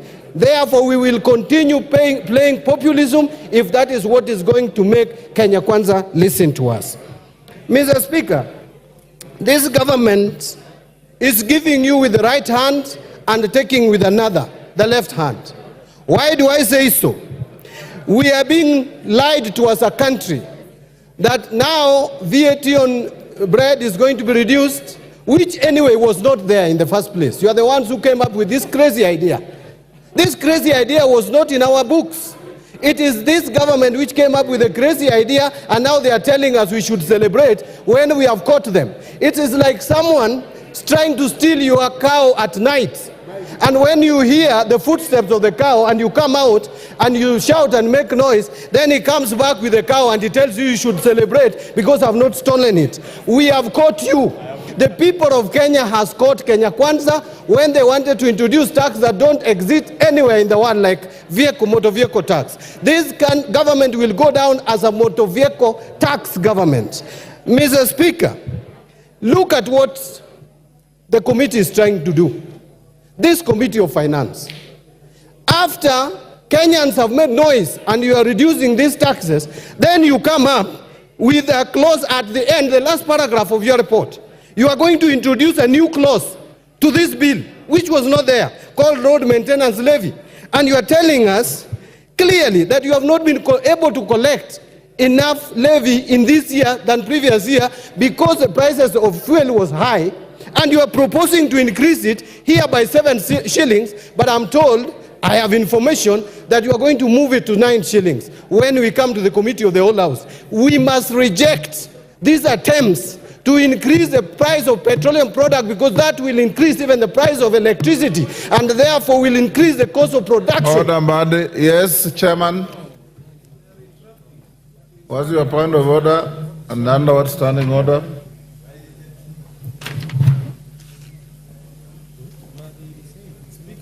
Give him the mic.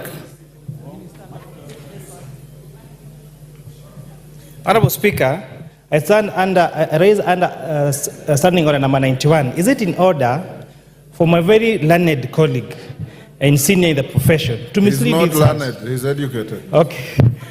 My senior accountant. Genda Molo, you should defend the profession.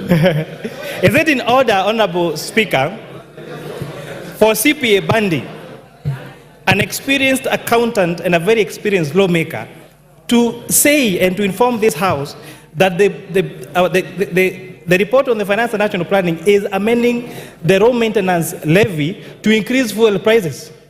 He should know better that an increase in the fuel prices is contained under regulations on the Kenya Roads Board Act, and therefore introduction of increase of fuel cannot be done on a finance bill. It is just a matter of simple logic that such an experienced legislator should know, Honorable Speaker. Yes, Badi, finish up. Badi, finish up. Give Mandi the mic. The mic. Mr. Speaker, I'm shocked that the chair of Finance and Planning Committee does not even understand this report. Let us go to page 3, is it 397 or 377? There is the last paragraph, Mr. Speaker, and I want to read it if you allow me. New clause 66. New clause 66, road maintenance levy. The committee notes that the road maintenance levy is charged on all petroleum. I don't want to read all that. It says, additionally, the committee to help raise sufficient funds to maintain and repair roads across the country, the committee recommends an increase of the levy pursuant to Section 3 of the Road Maintenance Levy Fund Act from 18 shillings to 25 shillings per litre on all petroleum products. Mr. Speaker, new clause means what? You are going to put a new clause. Order. You know, Mr. Speaker, yes, Kimani. I came to Parliament. Order. Nothing personal, Mbadi. Honorable You are a Speaker, senior. Honorable Speaker, this matter was first raised by the Cabinet Secretary for National Treasury. Wait, no, for Cabinet Secretary for Order. Transport. He has been challenged. Let Hold him on, hold on. The committee extensively deliberated on this matter, and it's a matter of fact of law that you cannot bring an amendment to increase fuel through the Kenya Roads Management Act. And therefore, Honorable Speaker, so when the committee will be proposing amendments during the committee of the whole House, we have already submitted our report that this cannot be done on this finance bill, and that is a fact. So, in as much as you know, Honorable Speaker, our friends here, on one hand, they are saying they want to discuss the finance bill, the proposals as they are. On the other hand, they are saying they want to discuss the report. I think they should also declare whether they want to discuss the finance bill with the report as it is. Order. Next, Murumba Chikati. Order. You have an opportunity to amend this bill at committee of the whole. So hold your horses and Murumba Chikati, Badi's time is over. Your time is over. Murumba Chikati. He sent us. Yes. Thank you, Mr. Speaker. Mr. Speaker, while supporting this bill, let me also try and look at the needs that are facing our country across the sectors. Mr. Speaker, one of the biggest challenges and why I support this bill. Yes, order, Chikati. What is out of order, women rep for Migori? Mr. Speaker, Under what standing order? you will get it. I'm a first time, I don't know the standing order well, but you need to know that there are women in the House. Mr. Speaker, kindly balance. If you can't see us, we can walk around, you'll be seeing that there are some female figures in the House. Are you alleging that Millie Odhiambo is not a woman?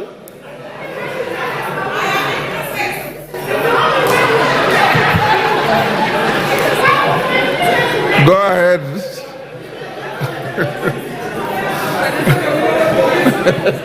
Yeah? Chief?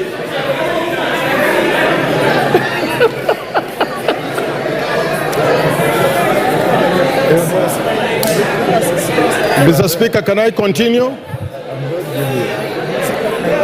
Thank you. So, thank you, Mr. Speaker. While supporting this bill, I would like also to examine the needs that are facing our country across different sectors. One of the biggest challenges we've had is with the education sector. The JSS, Mr. Speaker, was started without proper infrastructure. We have a serious problem of infrastructure and manpower in the JSS. It is my hope, Mr. Speaker, that these funds be raised through taxation so that we could be able to support the JSS, which is really struggling to pick up, and deliver it to where it is supposed to be. The next area, Mr. Speaker, that I would like to look at is the TVET sector. TVET is critical to the development of our country. but this TVET lacks two things: equipment and manpower. And it is my hope, Mr. Speaker, that some of the funds allocated and which is going to be raised can be able to deliver the TVET sector as required. Access to electricity, Mr. Speaker, in the rural areas is a problem in Kenya. The last mile, which had started in 2013, between 2013 and 2017, stalled along the way. It is my hope that the last mile electricity in rural areas can be able to be spread so that rural Kenya can be able to access electricity just as much as urban centers.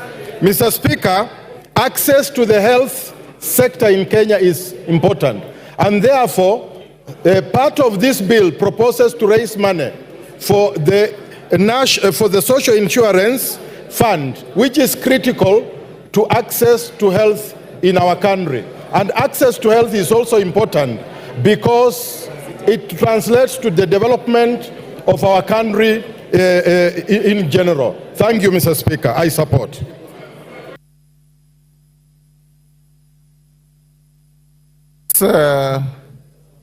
Chikatu, you finished? Yes. What's your point of order? Sorry, I was consulting with the chairman. Mr. Speaker, there seemed to be a serious level of misrepresentation in the documents that we are looking at. And we trusted that the report by which we are comparing the debate on the bill is accurate, is honest, and is straightforward. It has transpired by the words of the chair of the committee, who has signed the document, that the document did not bear this issue on RMLF. Now, Mr. Speaker, all of us have come here with good faith, and we want to debate this thing in the best of faith as we can. We have even accepted that these issues, although they are going to come in future, in fact, it is like we are anticipating debate, but we have accepted that the chair of the committee will do what is honorable, which will be to make these amendments at the committee stage. But if with this serious misrepresentation, if you work out the maths, you are talking about billions as arising out of that element of raising 9 shillings on RLMF. Now, do we still have good faith that we are dealing with a report which will end up in changing what people are saying out there? Or is it that we are debating this bill, and when we come to the committee stage, then we will be faced with different things? Thank you. Mr. Speaker, please attend to that so that we can have a debate which is correct and forthright in the House. I hear you. Mishimbogo. For the point, Kajwang, I hear you. Mishimbogo. Asante sana Mheshimiwa Spika. Mheshimiwa Spika, kwanza niwapatie kongole wa Kenya kwa kusimama kidete na kuweka kilio cha haki katika mswada huu wa fedha. Na niweze kusema kama ulivyosema, tunazungumzia ripoti na tunazungumzia pia huu mswada wenyewe.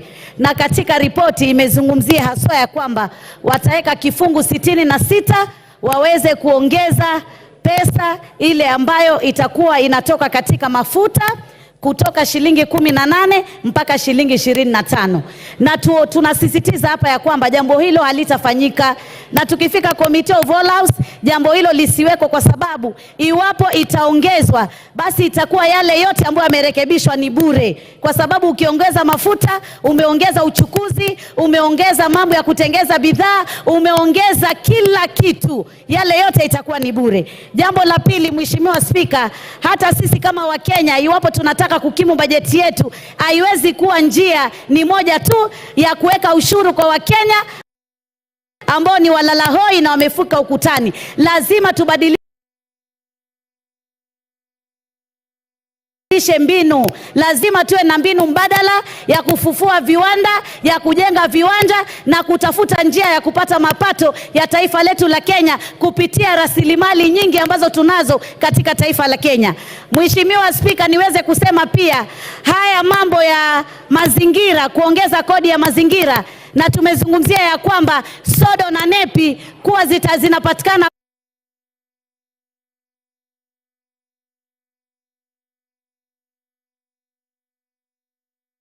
na wameambiwa ziko China, wazingoje zije. Hiyo ni kumaanisha hatuna uwezo thabiti wa kuweza kuwa na sodo, na hivyo basi afya ya kina mama haswa katika mambo ya hedhi itakuwa na matatizo iwapo tutakuwa tumeongeza jambo kama hili.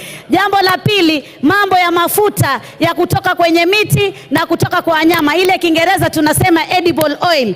Kwa nini ipunguzwe na isitolewe kabisa, isiwekwe sufuri ushuru? Hii ni kitu ambacho kinatumika, bidhaa inatumika na Wakenya wengi wale walalahoi. Kwa hivyo jambo hili lazima tulitowe. Jambo jengine, nasikitika sana, sijui ni nani ametoa mambo haya ama kupeana mawaidha ya kuweka mambo ya ushuru ya mkate na mambo ya ushuru ya ile mifuko ya majani. Jamani, yule ambaye alikuwa ametoa mawaidha hayo, tunataka tumwambie shetani ashindwe, kwa sababu sisi wa Kenya mkate twaupenda, twautumia sana, na chai ndio kiamsha kinywa chetu. Nataka niseme pia Mheshimiwa Spika, hata ukiangalia katika huu mswada kuna mambo mengine ambayo yamejificha ambayo yanatuathiri sana, kama vile imezungumzia stove zile za kupika. Stovu zile za kupika ni stovu ambazo Wakenya wengi ambao hawawezi kununua meko za kutumia gesi wanatumia stovu, na hizo pia zimeongezwa ushuru. Ukiangalia tunapigana na janga la malaria. Leo tunaambiwa ile tunaita Kiingereza mosquito repellent, ama ile dawa ya kujipaka ili kusudi watu wasiumwe na mbu na kuleta malaria, yes, pia imeongezwa ushuru. Order, Millie Odhiambo, what is the issue? And our standing order? Mr. Speaker, understanding order 1. No, it's Mr. not Speaker, available. I'll explain, Mr. Speaker. Standing If you give me... One is not available to you.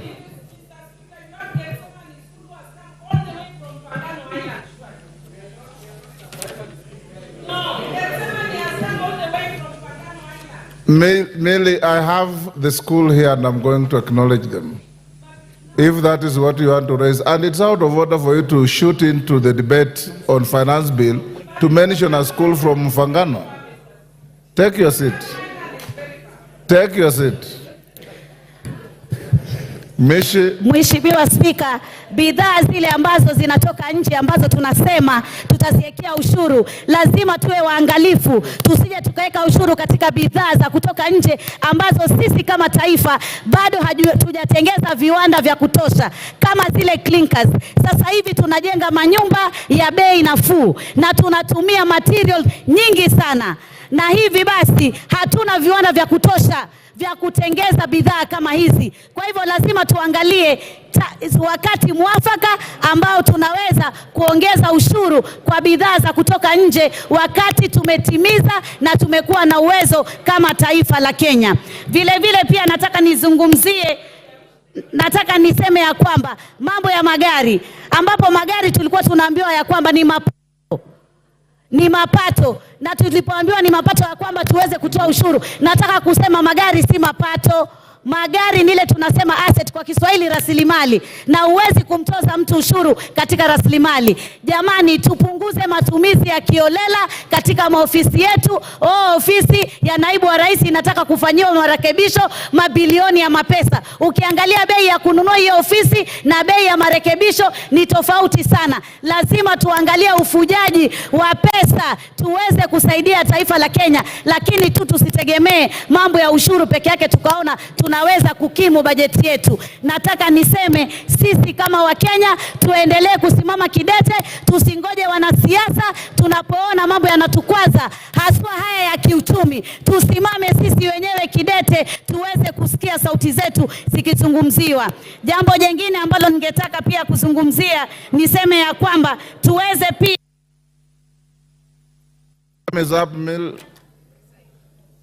Honorable members, before I give the next member, I want to acknowledge in the public gallery Gethsemane Gardens Academy from Suba North, Homa Bay.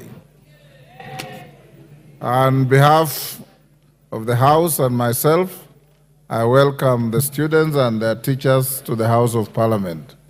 Thank you. Wanjiku Muya.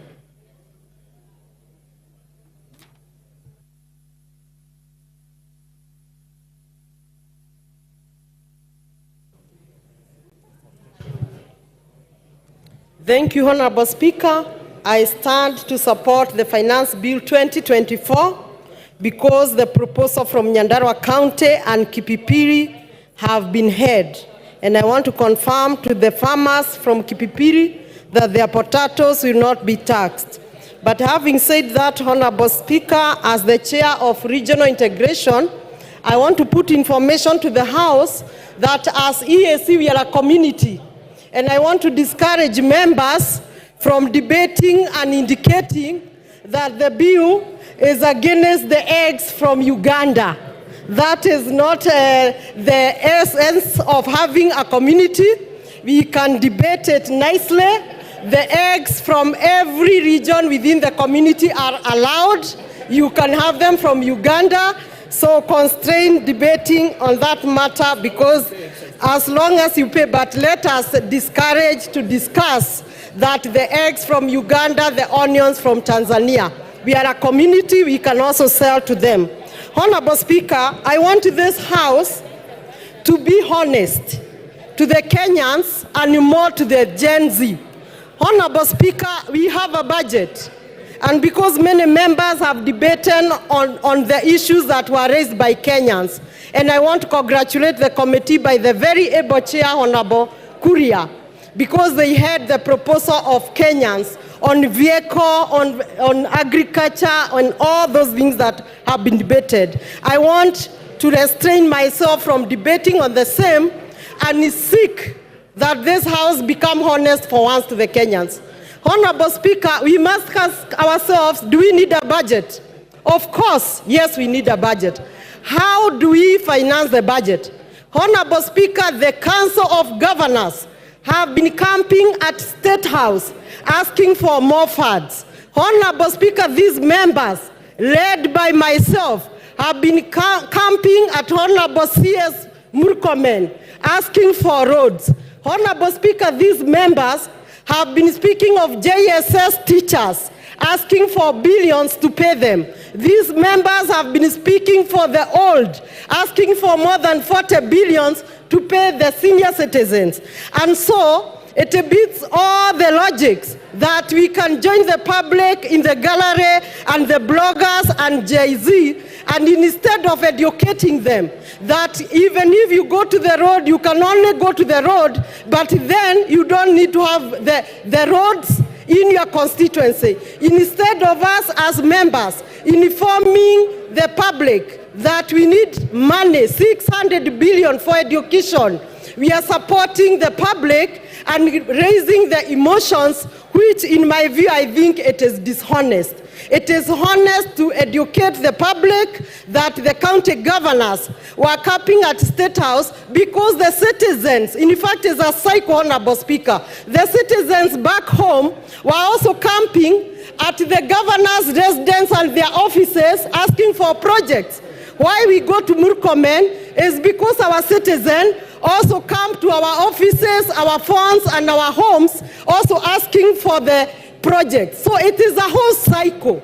And somehow the budget is also political. You need to do a road in your constituency. The governors need to do their project in their counties. Where will the president get the money? The money has to be raised.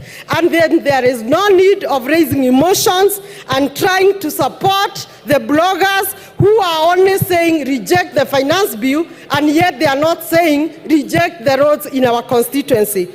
Honorable Speaker, I want to put a point about the treasury boards. As much as we want to defend the locals, we also need money, and no village can stay alone.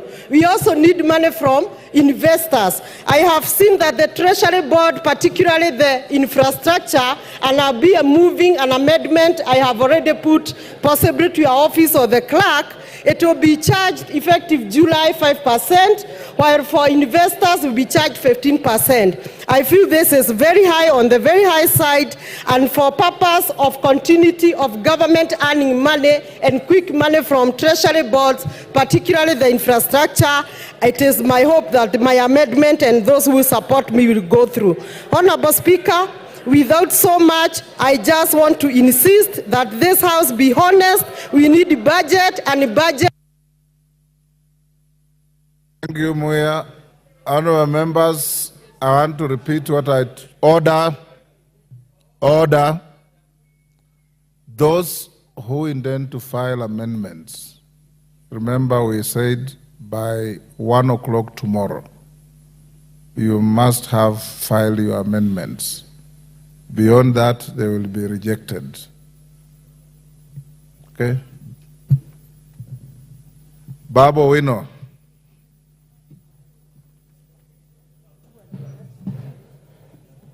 Thank you. Thank you, Mr. Speaker. Mr. Speaker, I rise to oppose the bill, the Finance Bill 2425, on the following, based on the following grounds. That number one, Mr. Speaker, there was anger that was expressed yesterday on the streets coming from Kenyans, and to be specific, the Gen Z. The Generation Z revolution that started yesterday reminds me, Mr. Speaker, of number one, the revolution that took place in China, the Chinese Revolution, that was also known as the Peasant Revolution or the Mamamboga Revolution, that occurred in the year 1949, which was headed by a gentleman called Chairman Mao Zedong, together with Deng Xiaoping. Mr. Speaker, the revolution that started yesterday also reminds me of the Russian Revolution, which was the Bolshevik Revolution that took place in 1917 under the leadership of Vladimir Lenin and Joseph Stalin. It further reminds me, Mr. Speaker, of the Bourbon Restoration in France, the French Revolution that took place in the year 1789, that was headed by Maximilien Robespierre, together with Napoleon Bonaparte, the military genius. Mr. Speaker, that revolution advocated for three things. Number one, equality and fraternity. Can you just shut up as I pump knowledge in your empty mind? Kagombe. Baba, will you not take your seat? Yes, give Kagombe the... Thank you, Mr. Speaker. Mr. Speaker, the member for Embakasi East... What is out of order? ...is beating drums of war. It is very unfortunate to use this forum, Mr. Speaker. Standing order, Kagombe. The relevance of what the member of parliament is speaking about is not relevant to the bill that we are discussing here. What he's doing is taking an opportunity to use this floor to beat drums of war in this country. We are at a very bad moment at the moment, at this time, and we cannot allow that to happen on this floor, on the floor of this House, Mr. Speaker. Go on. Mr. Speaker, you know I don't like responding to fools. Order. The Bible says in the Can book you of, withdraw that? It's There are in the no book, fools in this house. in the book of Proverbs 26, the Bible says, Mr. Speaker, that never respond to a fool because the... Order, Babu Owino. Order, Babu Owino. In this house, order, members, whether a member represents fishermen from the shores of the lake or the sea, whether a member represents herdsmen, whether a member is a professor, you are all honorable members of this house. And there are no fools in this house. And I want to warn you, Babu Owino, Respect begets respect. Respect your colleagues, they will respect you. There are no fools here. Can you withdraw and apologize? Mr. Speaker, a fool is somebody who does not understand something. Order. Babu If I Wino. think that somebody is a fool, why should Order, Babu Wino.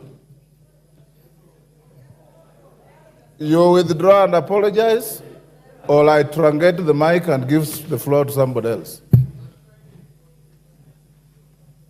Give him the mic.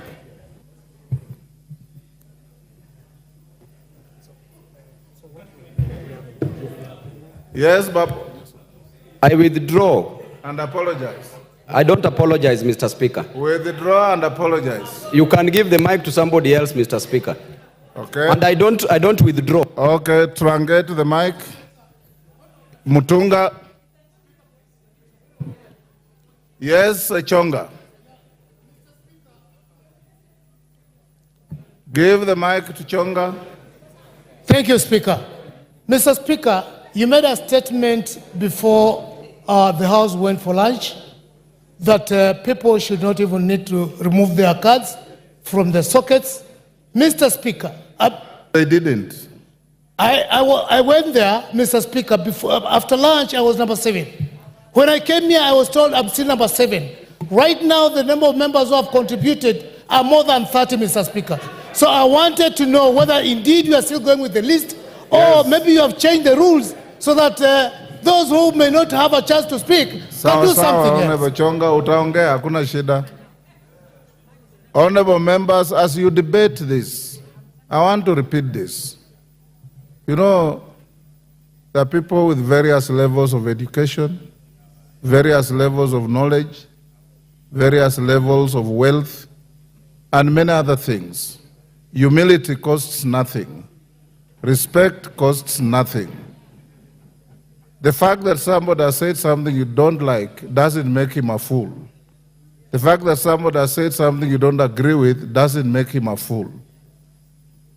Enda soma kitabu kiliandikwa na Mwalimu Nyerere akifafanua tofauti ya pumbavu na mjinga na utaelewa. Endelea, Bwana Mutunga. Thank you, Honourable Speaker, for the opportunity to also add my voice to this debate. Honourable Speaker, I stand to support the adoption of the committee report towards the amendments to the finance bill. Honourable Speaker, Kenyans have spoken and Kenyans have been heard. Many are times when you say that Kenyans are not heard, but this time around, Honourable Speaker, Kenyans have been heard and they have significantly changed the content and context of this bill. Honourable Speaker, the importance of the finance bill is that it gives the government the ability and the force and the mandate to support development, to support the running of the government itself.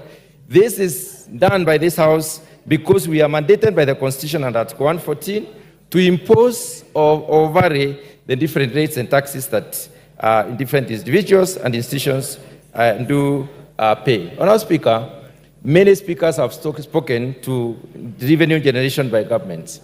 Government can get money from international trade, which we are not doing a lot. International trade does not mean one way. It's not importation. A lot more of exportation so that you may be able to earn foreign exchange and even make money as a government through taxes. Strengthening of the shilling is another one, but I want to dwell a lot more on the corporate and individual taxes. Honestly, this is the main source of income for this country, and therefore for us to be able to even engage in manufacturing, for us to be able to diversify the sources of revenue for our economy, we must be able to get money to invest. And the only way we can get this money is through taxation. Honourable Speaker, imposition of taxes sometimes will help us in various ways. Let me look specifically at the import substitution. Honourable Speaker, say for the foreign exchange increase, the imposition of the taxes also increases the possibilities for employment. We have very many Kenyans out there who are not employed, and we need to have them employed by creating possibilities for them. There are specific provisions within the report which basically vary the taxes. For instance, excise duty on potatoes, onions, and table eggs. I would like to dwell on this for 1 minute, Honorable Speaker. When we import potatoes, we make sure that our farmers do not produce. When we import onions, we export labor for our farmers. We bar them from producing. When we import eggs, for the table eggs, we make sure that our poultry farmers do not have market or they cannot sell competitively. So, Honorable Speaker, barring those ones through taxation on position of import duty is important. But there is a specific egg that is excluded, and this is the viable egg, which is basically used for production of day-old chicks. That is an input. It is not for the table. Honorable Speaker, eco-levy has been introduced in some of the issues, and I want to specifically dwell on the tires. Honorable Speaker, many of the people speaking in the social media are alluding to the fact that tires especially for the wheelbarrow, for the motorbikes and others have a tax. The tax has been removed, and it is important for Kenyans to know that the motorcycles that have got a duty on them and those that are fully imported when they are fully assembled, not the ones that are assembled in Kenya. Specifically on agriculture, Honorable Speaker, the VAT on cane transportation has been waived off, and this is important for purposes of reducing cost to the farmers. Let me talk about the issue of alcoholic beverages. Honorable Speaker, the movement from levying alcohol on quantity and specifically going to the alcohol content is important because it will bar our young people from engaging in very concentrated alcoholic substances. Honorable Speaker, there has been an exemption of duty, a proposal for exemption of duty within this report for the beverages originating from sorghum, millet, and cassava. What this does, Honorable Speaker, is basically to to improve the production of these particular commodities and therefore encourage production of other beverages through them. Honorable Speaker, there has been improvement within the report of disposable income.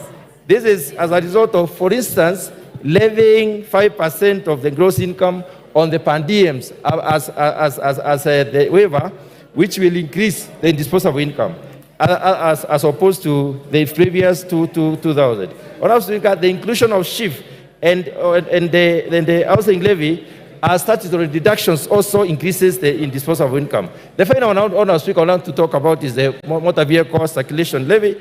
This was a major issue, and I had also proposed to bring an amendment on this particular issue, but I'm glad the report recognized that and did away with it. Honorable Speaker, this report is balanced. We must raise some money. We cannot reduce everything. We cannot remove everything. We should be able.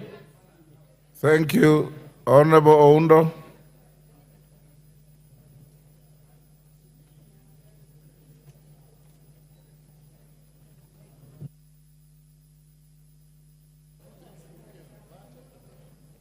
Thank you, Honorable Speaker. It has been a long wait, but it's worth it for the people of Funyula and the people of Samia. Honorable Speaker, on the onset, a finance bill is meant to cure two issues: to make proposals for revenue raising for that particular financial year, and to make administrative changes to existing financial or revenue raising measures and taxes of that kind of a nature. Honorable Speaker, as I stand here today, I join the Kenyans all over the country who have been very unequivocal that they reject this particular bill. And they reject it emphatically, and they have got very valid reasons to reject it, Honorable Speaker. I'm here to represent the people of Funyula because there's an established principle, no taxation without representation. So, Honorable Speaker, I'm here on behalf of the people, and I state what the people of Kenya have told me. Honorable Speaker, just perusing through the draconian measures contained in this bill, Honorable Speaker, clearly indicates that drafters of the bill are sadists, are impervious to the suffering of the people of Kenya, and I call upon the cabal and the coteria that presented this bill to go and soul search and find out, are they part of the Kenyan people or they are part of the oppressors? Honorable Speaker, in all fairness, how would you impose an income tax on an asset? How? I mean, a car is an asset. It's not an income generating activity. How do you impose income tax on an asset? Honorable Speaker, how do you impose income tax on the very basic things? Bread, sanitary pads, whatever they call it. In our days, where they used to call them napkins, nowadays are called pampers. During our days when we were parents, they were called napkins. How do we impose VAT and increase the cost of all those things in such a draconian manner in hard times, Honorable Speaker? Honorable Speaker, they will pontificate that they have made changes to the bill, that the benevolence of the Almighty, whether the Almighty God or whatever, has instructed them to make changes to the bill. Honorable Speaker, and I still hold my position that a committee report does not navigate or does not negate a bill. It's just a committee report. It can either be carried or it can be failed. So I want to tell Kenyans wherever you are, this is a red herring, this is a gimmick, do not fall onto it. Be relentless in your push, be relentless on harassing your MPs to make sure they protect the rights and interests of the Kenyans, Honorable Speaker. Honorable Speaker, as we stand here, we have passed two finance bills under this regime. We have passed this second one, we passed the first one, this is the second one, under this regime. They keep on gloating that we have reduced the fiscal deficit. That from 6 point something to 3 point something, Honorable Speaker. And I want Kenyans to understand this. Any reduction in fiscal deficit must be commensurate with improvement in GDP growth rate. Honorable Speaker, the GDP growth of Kenya has stagnated at 5%. And the World Bank estimates this year indicates likewise it will remain the same at 5%. So the so-called fiscal reduction of fiscal the deficit is a paper story, has no impact at all on the ground. Honorable Speaker, we need to be very careful. This is a country of close to 50 million Kenyans, and all Kenyans must be treated equally without discrimination. Honorable Speaker, imposing a tax or some kind of raw material, clinker, so that you benefit, you improve the economic value of a particular player in the industry is unconstitutional and is extremely unfair. As I conclude, Honorable Speaker, I really want to send a message to the President. And if he has read the book of Chinua Achebe, Okonkwo was told, this boy has called you father, don't kill him. He went ahead and killed him because he has been told by customs to kill him. IMF, Bretton Woods, and the USA is telling you to kill Kenyans, but the Kenyans are crying, the blood of Kenyans will remain in your hands. Thank you, Honorable Speaker. I oppose. Naomi Wako. I have the mics. Thank you, Honorable Speaker, for allowing me to add my voice to this very important debate on Finance Bill 2024-2025. And from the onset, I confirm that I support and also congratulate the committee led by Kimani, as he has done very well together with his committee, and also having gone through the report. I congratulate the committee because they have put into consideration the many concerns that Kenyans have brought through public participation. As I say that, Honorable Speaker, it is unfortunate that our young people have been on the streets for the last few days, and some of them have gone through challenges because of that. Others have been injured, and that is just because somebody somewhere is spreading lies, talking a lot of lies to the nation and misleading the nation. It is unfortunate that today we are here debating on finance bill and also telling Kenyans how that finance bill will help us to facilitate the budget that we passed last week. Honorable Speaker, I have been visiting some of the ministries, and anytime you go to the Ministry of Transport, you go to Health, and you go to different ministries, you find our honorable members, colleagues, waiting to be served and demanding for projects to be taken to their constituencies. And unfortunately today, they are here fighting the methods of financing our budget and supporting the budgets they have been pushing for.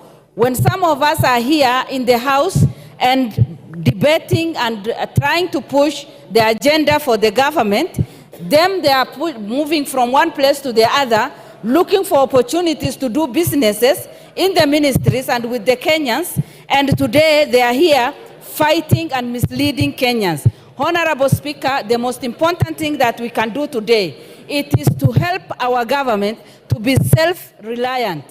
And by doing that, we will be able to reduce the dependence on foreign assistance, the finances that we receive from there. When we took over this government, it is quite clear that the economy was very bad. But today, we are not there.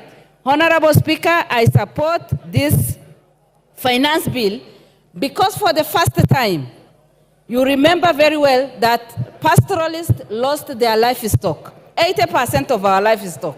And for the first time, 1 billion has been put in the budget, which this finance bill will support.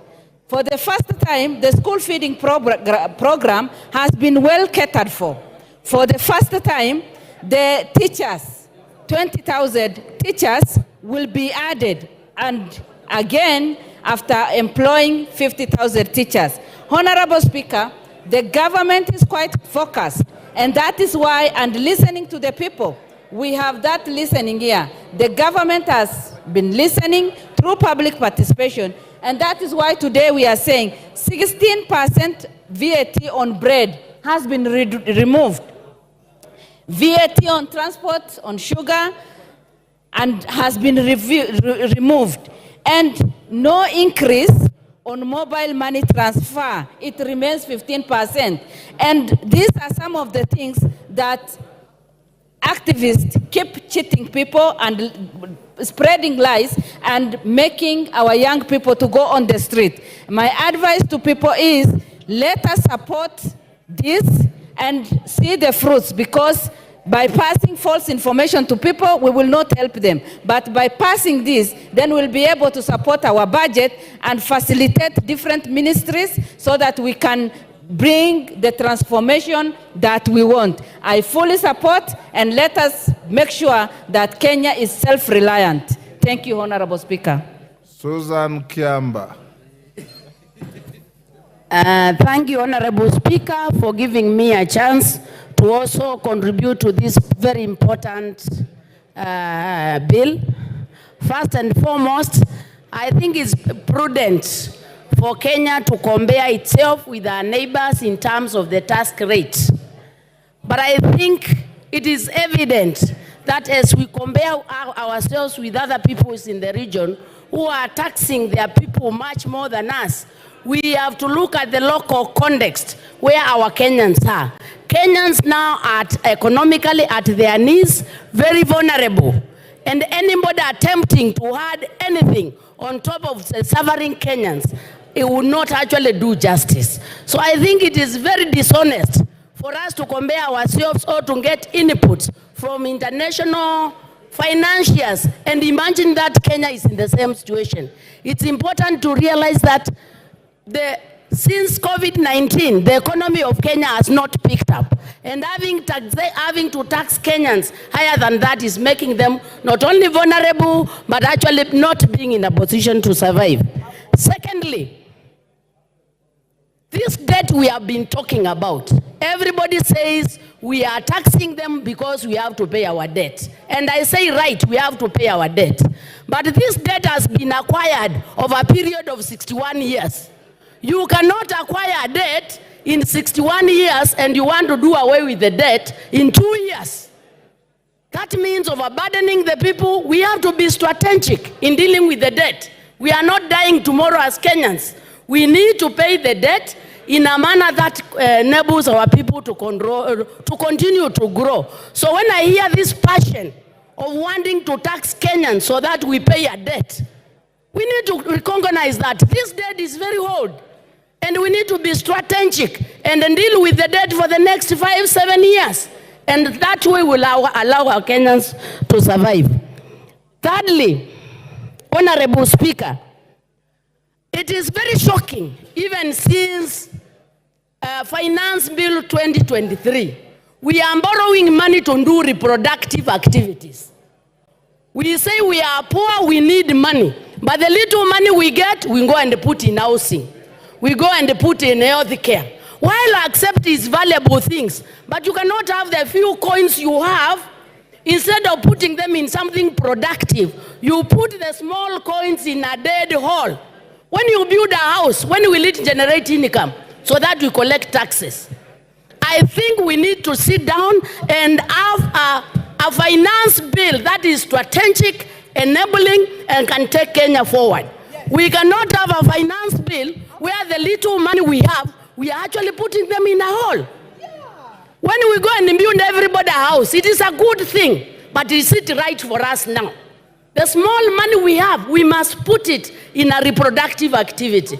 And I do not see anything like that in this finance bill. Honorable Speaker, I think when we did Finance Bill 2023, Kenyans had very many problems. The Finance Bill 23, we have not even seen the fruits. People are still in burden. They are still overburdened. We've never seen the fruits. I think it is prudent. I think it is prudent to wait for the interventions we did, to wait and see where the kind of fruits we are getting, so that the finance bills are progressive, building from each other. We should not just be very passionate of collecting taxes without enabling the Kenyans to grow. Let's look like some of the investment. One of the very strategic projects in Finance Bill 2023 was the Hustler Fund. Where are we in Hustler Fund? Nowhere. Getting money, putting in horse, and then you ask Kenyans to give more money. From where? You cannot milk a cow that is eating nothing. We need the Kenyan citizen to be fed with something to promote the economy so as to milk. How do you milk a dead cow? The Kenyan citizen is dead. We need interventions that enable the Kenyan person to thrive. So I think it doesn't make any sense to think of taxing the Kenyan when they are actually a dead cow. Order, Kiamba, there's a point Honorable of order. Speaker. Order, there's a point of order. Yes, Wanjiku Muya. What is your point of order and what standing order? Give her the mic. Honorable Speaker, I'm standing on point of order number 91.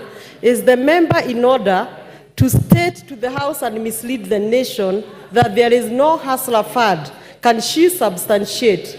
And secondly, for the member to say that there is no fruits and she is even earning the salary herself. And CDF. Kiamba, your time is up. Your time is up. John Paul Mwirigi. Your time is up. John Paul Mwirigi.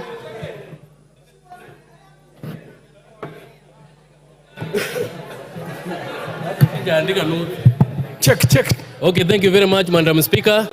Madam Speaker, I rise also to contribute on this motion, on this bill, Madam Speaker. Madam Speaker, the Kenyan citizens, Madam Speaker, sent us to this house, Madam Speaker, to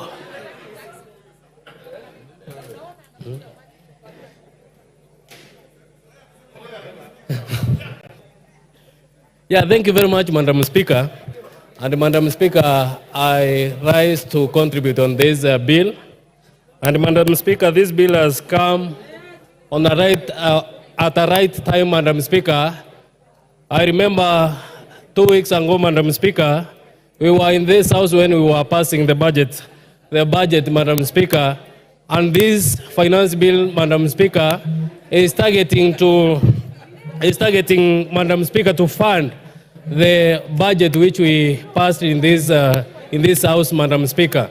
Madam Speaker, the Kenyans have been fed with lies, Madam Speaker, that there are some taxes which have been introduced, Madam Speaker, which will harm them, Madam Speaker. But I rise to inform them that the tax which they are being informed that for the brand, Madam Speaker, the vehicle tax, the cooking oil, Madam Speaker, the M-Pesa, Madam Speaker, Yesterday, Madam Speaker, we stood and said that the Kenyans have sent us, Madam Speaker, and all of these were dropped, Madam Speaker. Madam Speaker, this finance bill, Madam Speaker, is targeting to improve the economy of this country, Madam Speaker, whereby the contribution which will be made or the taxes which will be collected through this finance bill, Madam Speaker, will help to improve the infrastructure of this country, Madam Speaker. I am a happy member of Parliament, Madam Speaker, because my constituency, Mr. Speaker, will benefit with 50 million, Madam Speaker, to electrify, Madam Speaker, my villages within this constituency of Igembe South, Madam Speaker. Number two, Madam Speaker, my NGCDF, Madam Speaker, is going to be earned with 10 billion, Madam Speaker, whereby at least I will receive more than 30 million, Madam Speaker, on top of what I normally receive annually, Madam Speaker. These funds also will help me, Madam Speaker, to do more work for my people, Madam Speaker. Madam Speaker, I am a happy person since most of my farmers, Madam Speaker, they normally farm, but their produce, Madam Speaker, does not reach the market, Madam Speaker.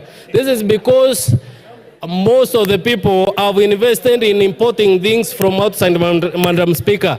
But through the imposition of tax from those important goods, Madam Speaker, this will see that the farmers, Madam Speaker, who normally farm canola and sunflower, Madam Speaker, will have a better market within the country, Madam Speaker, since the cooking or the honeydew oil, Madam Speaker, from within will be used to improve our industries, Madam Speaker. Also, Madam Speaker, on the poultry farming, Madam Speaker, my farmers, because most of them, Madam Speaker, normally farm poultry, Madam Speaker, the imposition of tax on the imported eggs, Madam Speaker, will see them access the market well, since the internally produced eggs, Madam Speaker, will be readily available in the market, Madam Speaker. Madam Speaker, also, I am a happy person since when during the weekend, Madam Speaker, most of my people sent me to reject, Madam Speaker, the imposition of the tax on the bread, Madam Speaker. And I would like to inform them that, Madam Speaker, this tax is not there, Madam Speaker. With all those, Madam Speaker, I beg to support. Thank you. The Honorable Member for Bamachoge Borobu, Honorable Obadia Birongo.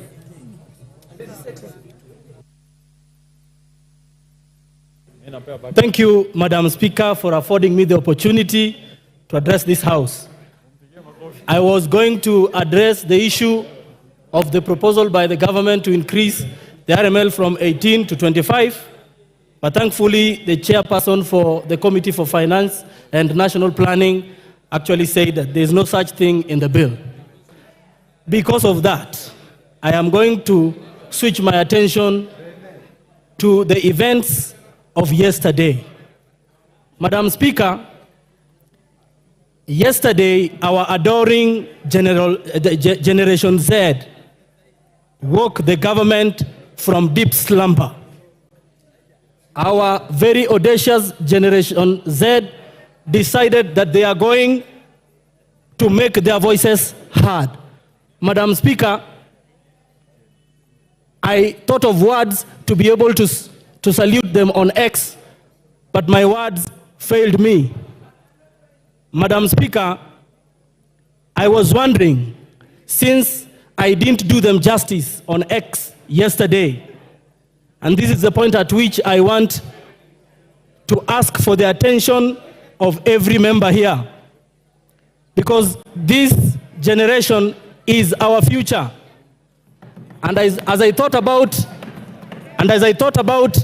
what we usually do when the visitors of our speaker seated in the speaker's gallery accorded, I cannot help to note that the speaker actually beams with happiness whenever we acknowledge her visitors in the speaker's gallery. It is in the same vein. It is in the same vein that I wanted all of us, in saluting what Action Gen Z did yesterday, and noting that, Madam Speaker, that Gen Z actually represent the best of our country, and that yesterday they were only exercising what is very clearly in our Constitution, Article 1.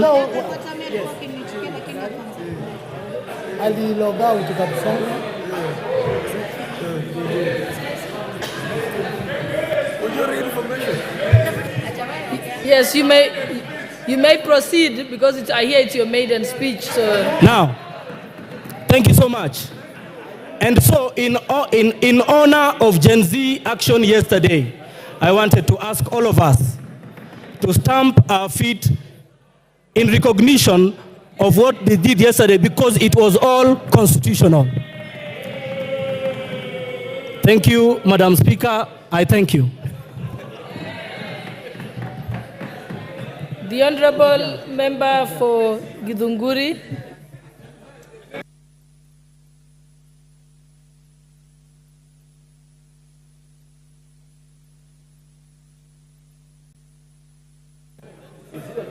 Hello. Thank you, Mr. Speaker. I rise to give my contribution on the finance bill proposal, which has been tabled in this House. Madam Speaker, for a long time, finance bill has not been a subject of discussion in this country. But for the last 1.5 years, Kenyans have awakened to the issues that are there in finance bill and have made it a public discussion.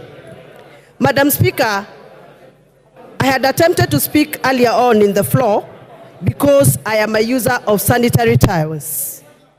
And as a user, as a mother, as a woman leader, I am greatly concerned that the price of sanitary towels and diapers is not only going to affect the mothers and the users of those items, but is going to affect the budget of individual homes. I have interrogated the proposal of the finance bill very deeply, Madam Speaker, and I've realized that there are promises flying around. The excise duty that was proposed on sanitary towels and diapers has been removed. Or rather, there is a recommendation from the Committee of Finance to remove excise duty on imported sanitary towels and diapers. However, Madam Speaker, the raw materials that are being used by local manufacturers are subjected to VAT. And if those raw materials are going to continue being subjected to VAT, the manufacturers will have no choice but to pass the cost of that VAT to the users. And therefore, Madam Speaker, if we do not remove VAT on raw materials that are making sanitary towels in Kenya for local manufacturers, we are still going to have expensive sanitary towels and diapers. Madam Speaker, currently there are children who do not go to school when they are on menses because they cannot afford sanitary towels. If we add extra price on cost of sanitary towels, we are going to deter lives of many girls who can become powerful women in this country. Madam Speaker, in the spirit of making laws, we cannot make laws to obscure other laws. I have gone through the finance bill proposal and have noted that there are various proposals that have been put in the finance proposal that are going to deter us from implementing the laws we have made previously in this House. Madam Speaker, in the respect of that, I note that we have agreed a proposal to amend the Data Protection Act. Data Protection Act of 2019 is a law that we made in the previous parliament. to protect our personal data. I know members of this House, I included, have received numerous messages from members of public. Where they got our numbers from, I don't know. Whereas we cannot blame them because maybe they are operating from a situation of pressure. It is against the law to share members' numbers. As they do that, Madam Speaker, we are protected by the law. What about if we allow us to amend that law and allow anybody to access our personal data, including financial data? And therefore, Madam Speaker, I am of the opinion that we must be very careful so that you don't make laws that are going to make other laws not operational. Madam Speaker, I represent farmers. And I would have been very excited to hear that just like we have given VAT exemption to the transportation of sugarcane, which I am happy about, we also provide the same provision for the farmers who transport milk, who transport avocados, who transport macadamia, tea leaves, and coffee. Madam Speaker, I understand that we want to make sure that we lower the cost of operation for sugar millers so that they can lower the cost of final product to us, which is sugar that we consume in our tea. But we also consume milk, and we also want to lower the cost of production of milk so that we can have affordable a cup of tea. And therefore, I would request this House to consider to also provide and extend the same treatment to my farmers in Githunguri. With those very many remarks that I have made and I have observed, I am still not convinced that I should support. The Honorable Member for Homa Bay.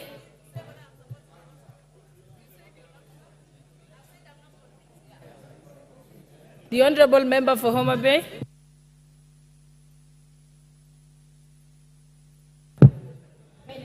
Thank you so much, Madam Speaker, for giving me this opportunity to also debate and make contributions on this finance bill. Madam Speaker, I rise to, from the beginning, I say that I reject this finance bill. Madam Speaker, the reason as to why I'm saying I'm rejecting the finance bill, not just rejecting partially, but in totality. Because, Madam Speaker, this is a finance bill that from the onset, there is always increased taxation, item by item, detail by detail, up to the end.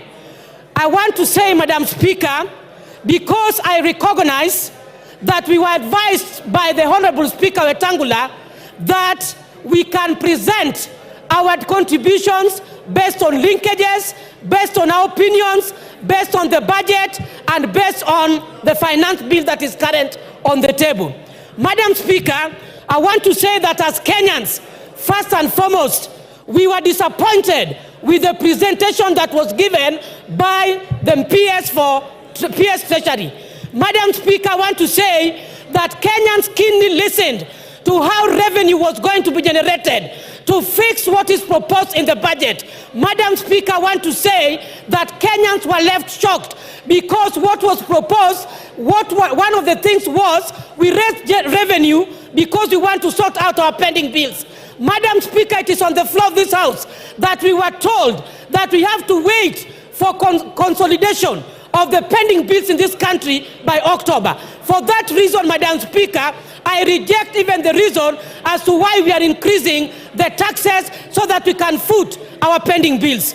Madam Speaker, I want to say that this House, the leaders must rise up and support.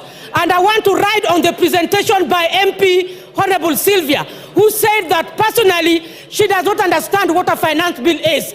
I want to say that even yesterday we know that our colleagues were invited at State House. I thought they were going to make meaningful contributions, Madam Speaker, and give contribution as to why they think they are under siege in the respective constituencies where they come from. Madam Speaker, I want to register in this House that we share as colleagues, but the kind of issues that we are saying that we are relying, the Azimio of this other side of the opposition is relying on social media.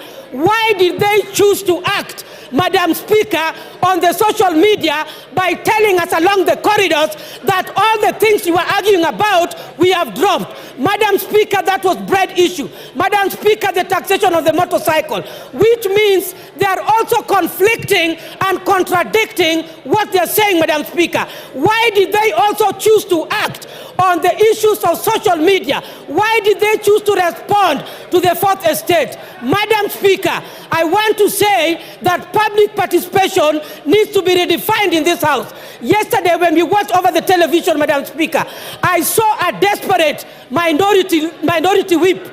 That is, I saw a desperate Honorable Whip Osoro, when he was very desperate of trying to convince Kenyans and deeply thinking on how taxation on bread has been dropped, on how taxation of motorcycles have been dropped. I saw a desperate and so much a person who is under pressure. Madam Speaker, I want to say that we must stand firm on the floor of this House and rise beyond numbers. Issues of numbers does not arise when we are talking about finance bill.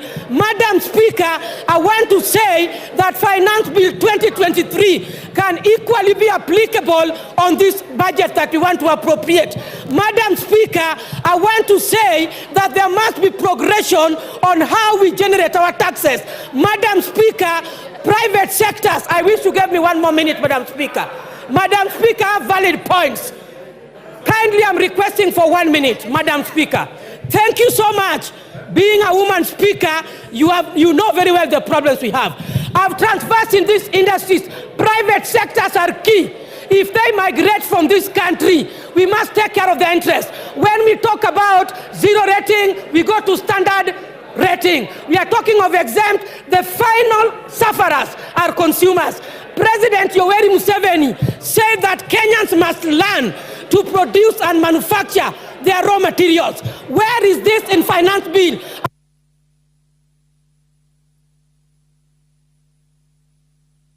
Thank you. The Honorable Member for Alego Usonga, Honorable Samuel Atandi.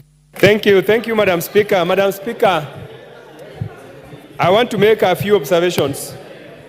Madam Speaker, the anchor document that the finance bill draws its contents and which we passed in this House is known as budget strategy paper, medium-term budget strategy paper.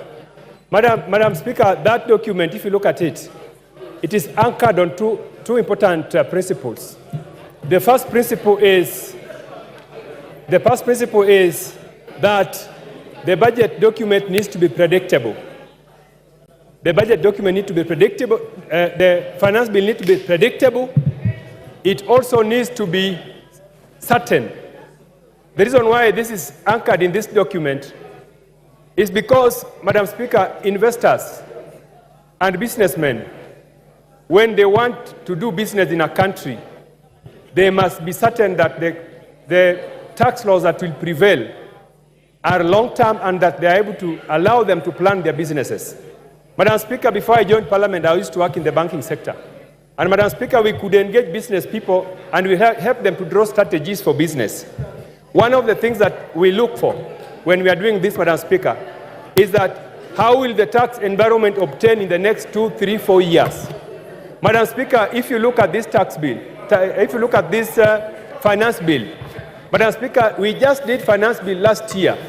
And even before the businesses take advantage of the finance bill which we enacted, the incentives which we provided, shortly we have a new finance bill which is overturning those benefits.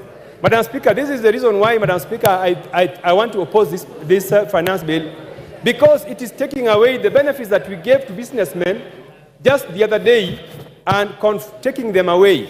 Madam Speaker, for instance,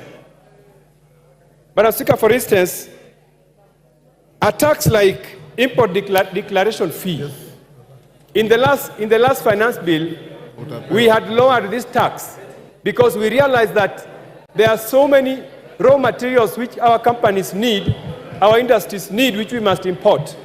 Now, in this finance bill, that tax has been raised by 1%.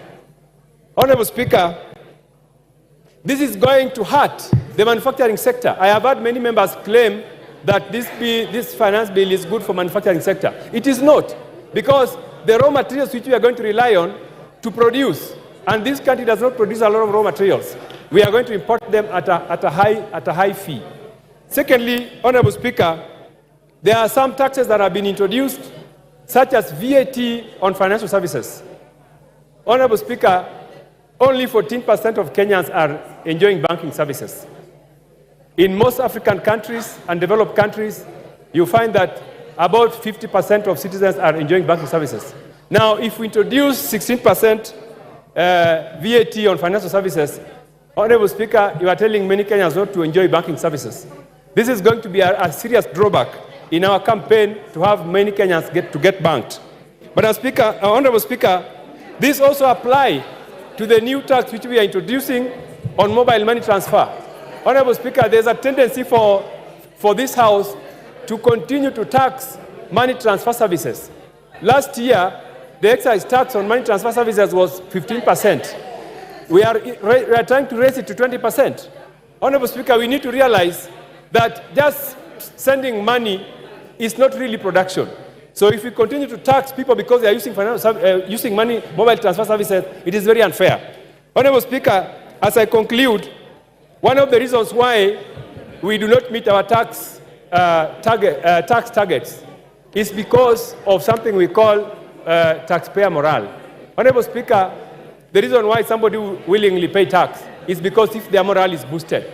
This bill does not boost taxpayer morale, and I foresee a situation where taxpayers will refuse to pay their taxes. And this is happening, Honorable Speaker. If you go to KRA, the officers in KRA are merely collecting bribes because taxpayers are refusing to pay tax. They rather keep the tax, and when officers of KRA go, they bribe them. So, Honorable Speaker, we need to have a tax regime that promotes taxpayers to have morale so that they can willingly pay tax. Otherwise, Honorable Speaker, I oppose. Thank you. Thank you, Honorable Atandi. Mary Masse. Honorable members, if you have spoken, please log out. Oundo, you have spoken, you are still on the screen. Otienda Mola has spoken, is still on the screen. You block other members from appearing on the screen. You've logged out now, thank you. Mary Masse. Thank you, Honorable Speaker. I've been queuing since morning. I thought you had forgotten that I'm here. Honorable Speaker, from the onset, I want to appreciate the chairman of the Finance Committee, Kimani Kuria, and his entire team for a meticulous job. The manner in which you have handled the making of the finance bill is indeed commendable. Having said that, Honorable Speaker, Article 221 of the Constitution and Section 39(2) of the Public Finance Management Act, Cap 4 and 2, and Standing Order 235, subsection 5, provided for the execution of the estimates of revenue and expenditure, and underline revenue. Honorable Speaker, this process is not complete until the passage of the appropriations bill. And the passage of the appropriations bill is not possible without the execution of the finance bill. And therefore, Honorable Speaker, it's against that backdrop that we are discussing the finance bill, which speaks to the revenue-raising measures, without which we shall have no budget. What we adopted are just estimates. So, Honorable Speaker, I want to commend the Finance Committee because they followed the due process. Once the proposals on the finance bill were submitted to this House and committed to the Finance Committee, they had to subject the finance bill proposal from National Treasury to public participation. And therefore, to hear colleagues allege that why has government now decided to bring amendments this late, or to demystify the notion that The Finance Committee were pressurized. Honorable Speaker, the Finance Committee had to listen to Kenyans, get the views of the Kenyans before recommending amendments to the finance bill. Honorable Speaker, we are here as representatives of the people. We are the watchdog. We are the ones to oversight the executive. That is why when the executive proposes anything, it cannot just be passed. There is a committee that does the scrutiny, the review, they have to discuss, they have to do public participation, then make recommendations to amend and bring to this house for all of us to adopt. They do that on our behalf. So, Honorable Speaker, I know it's been a difficult time, not just for Kuria and his team, but the entire house. We have received threats, blackmail, attacks on social media. Reject the bill. Reject the bill. And I want to ask one question here, Honorable Speaker. Allow me use an analogy of a bag of banana or a bag of potatoes. If you have a bag of potatoes and there are 10 or 15 rotten potatoes in that bag, are you going to throw away the whole bag of potatoes because of the 15 rotten ones? Or you are going to remove the 15 rotten ones and throw them away and carry the rest of the bag to the kitchen and prepare a delicious meal? Honorable Speaker, I am here to represent the people of Teso South. They have given me the mandate to represent them. They have needs. So I will support the bill as amended. The committee has removed 2.5 tax on motor vehicles. The committee has removed 16% on edible oil. The committee has removed some of the most contentious proposals that Kenyans did not agree with. They are proposing to remove, and we will be passing them during the time. Hold on, Emase. Irene Mayaka, what is the problem? Thank you, Honorable Speaker. Honorable Speaker, this is something that I've just noted from my senior, who I respect a lot, and other members. We are not talking about the bill as amended. The bill has not yet been amended. It is the report that is introducing amendments to the bill.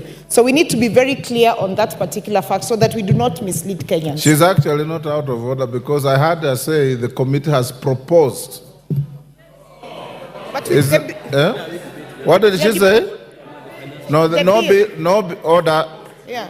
If that's what you said, Mary, you're out of order. No bill has been amended, but there's a proposal from the committee to amend the bill. So you have two documents. The bill as is, the committee report with various proposals, including those amendments. So if you want to talk about changes in the bill, talk of proposals, because we have no amendments yet. Honorable Speaker, I mean proposed amendments that the committee has recommended as per this report. And Honorable Speaker, allow me point one. Yes, thank you, Honorable Speaker. Honorable Speaker, I'm saying that the committee has made proposed amendments to the finance bill. The way it was originally, I want to agree with Kenyans, there were proposals that were contagious that we must deal away with. So I will support with the proposed amendments, and in particular, I want to respond to one proposed a VAT on financial services, on internet, which was going to affect especially the Gen Zs that you're talking about, the hustlers who are the students in universities. The proposal to remove that, to delete that proposed tax is indeed commendable. Dr. James Nyikal. Thank you, Mr. Speaker, for giving me this opportunity. I really appreciate. Order, Nguna, what is the problem? Mr. Speaker. CNN, what is the problem? Hold on, Nyikal.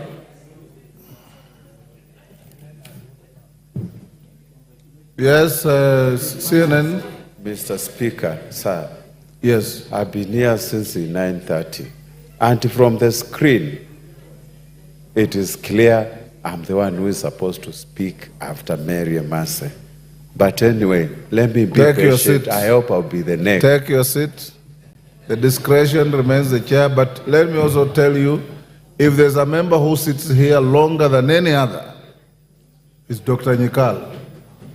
BBC will. He sits here from the beginning. The speaker finds him here.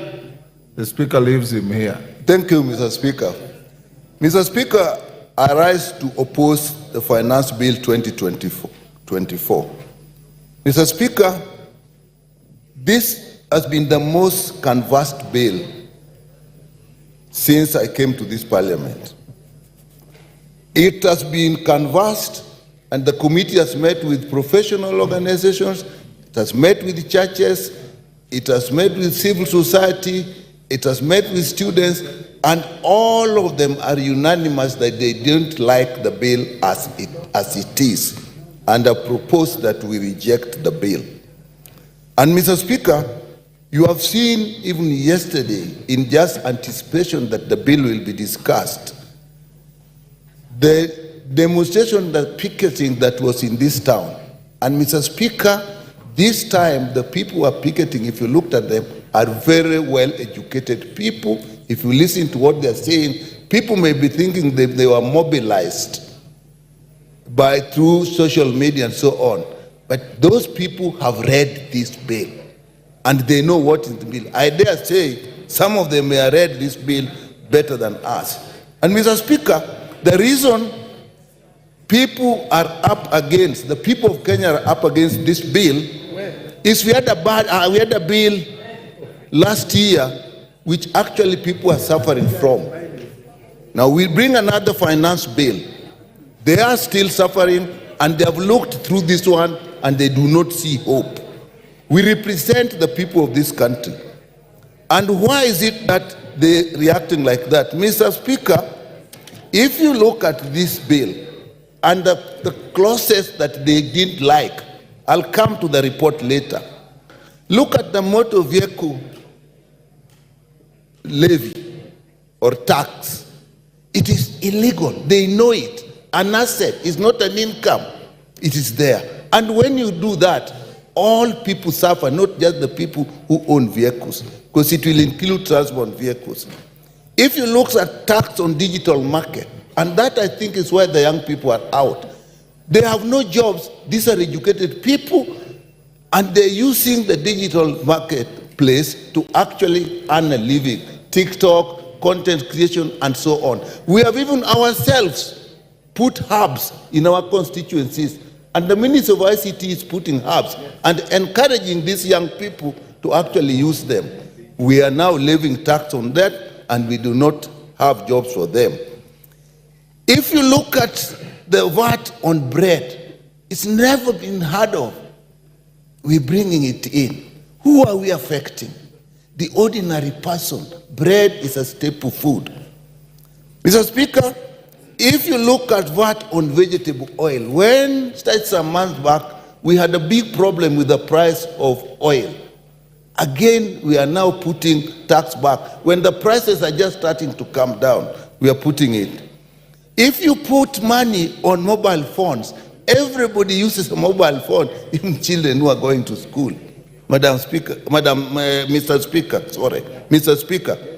So people feel that the government, as we have now, is against the people. And that is why we are having this problem. Look at the eco levy in clause 45 and 48. What is it touching? Diapers, pads, tires, of motor vehicles, bicycles, motorbikes, and so on. Again, touching the ordinary people. I know that the 150 that we put now, we are saying it is basically just going to be on imported products where it is used. So people have rioted because they don't like this thing. If you look at the fuel levy, which was not even in there, but now it has been brought in, we are proposing about 7 shillings on top of what is happening now. You do that, everybody is actually touched. The housing levy, we amend the bill that was actually assuring the people who have contributed the money to actually make it open to everybody. The people feel we don't like this levy, we thought we'd get the houses, now everybody. Jos Lelemengit.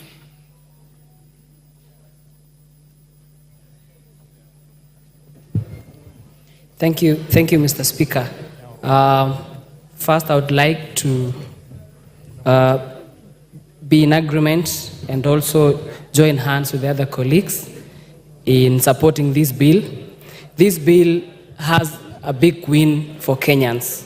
Generally, it seeks additional revenue that is necessary to alleviate poverty and to deliver public services like roads, electricity, on health.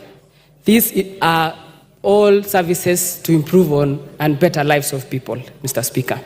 Additionally, Mr. Speaker, this bill seeks to increase the disposable incomes for millions of Kenyans that are employed. And I want to say this, Mr. Speaker. This bill, the deductions of NHIF on housing levy are done on gross salaries, and note the pay is done after the deductions on NHIF and also the deductions on house levy. For example, your Honorable Speaker, I've done calculations. Any salaried Kenyan earning 50,000 shillings. Right now, his net pay is around 49,000 shillings. But with this new finance bill, Mr. Speaker, the same Kenyan who is earning a gross salary of 50,000 shillings is going home with around 42,000 shillings. So there is an additional almost 3,000 shillings, Mr. Speaker. And this is for all the salaried employees in Kenya. So I want to be in agreement with the chair and the team who came up with this proposal of the finance bill, that this finance bill is putting more money in the pockets of employed Kenyans. That is about 13 million Kenyans who are employed, both in government and the private sector, Mr. Speaker. Secondly, Mr. Speaker, I want in the common principles of commerce, high school commerce, and I want to mention this for Honorable Babu Owino and Selassie and Honorable Junet, because they think alike and opposing this bill.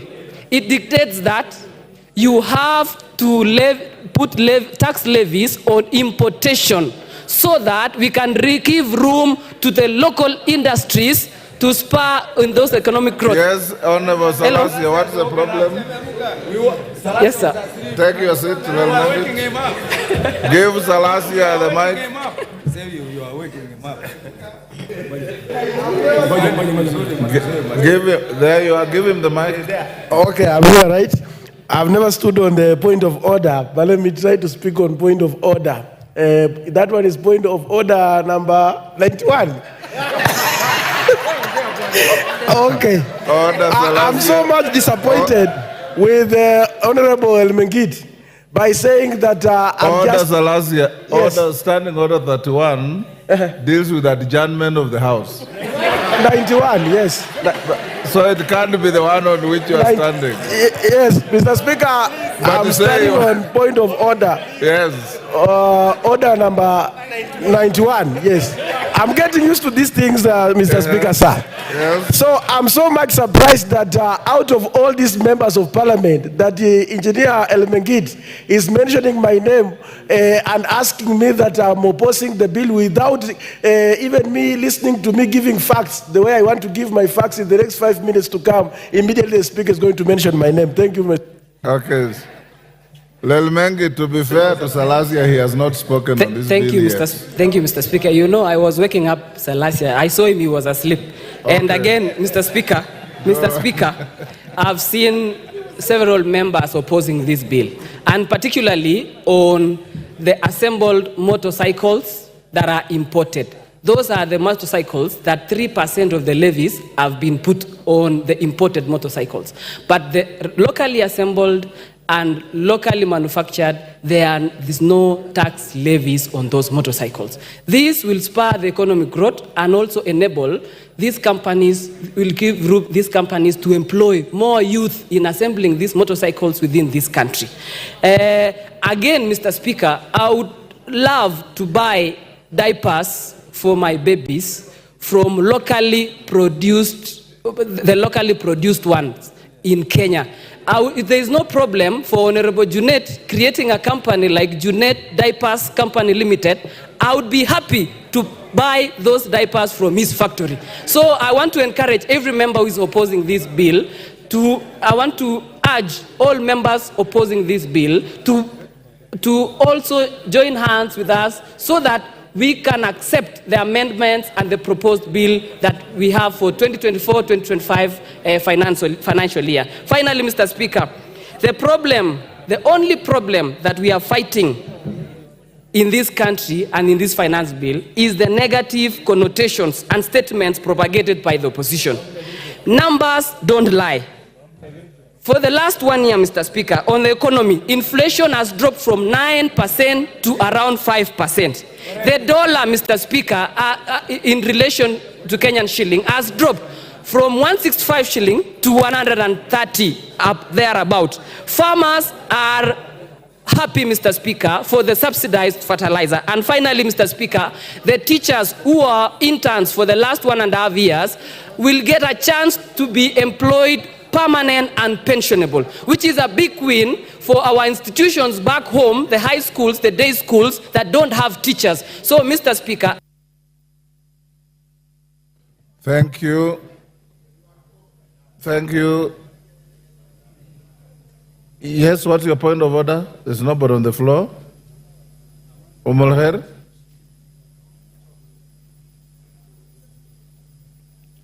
Give her the mic. What's the point of order?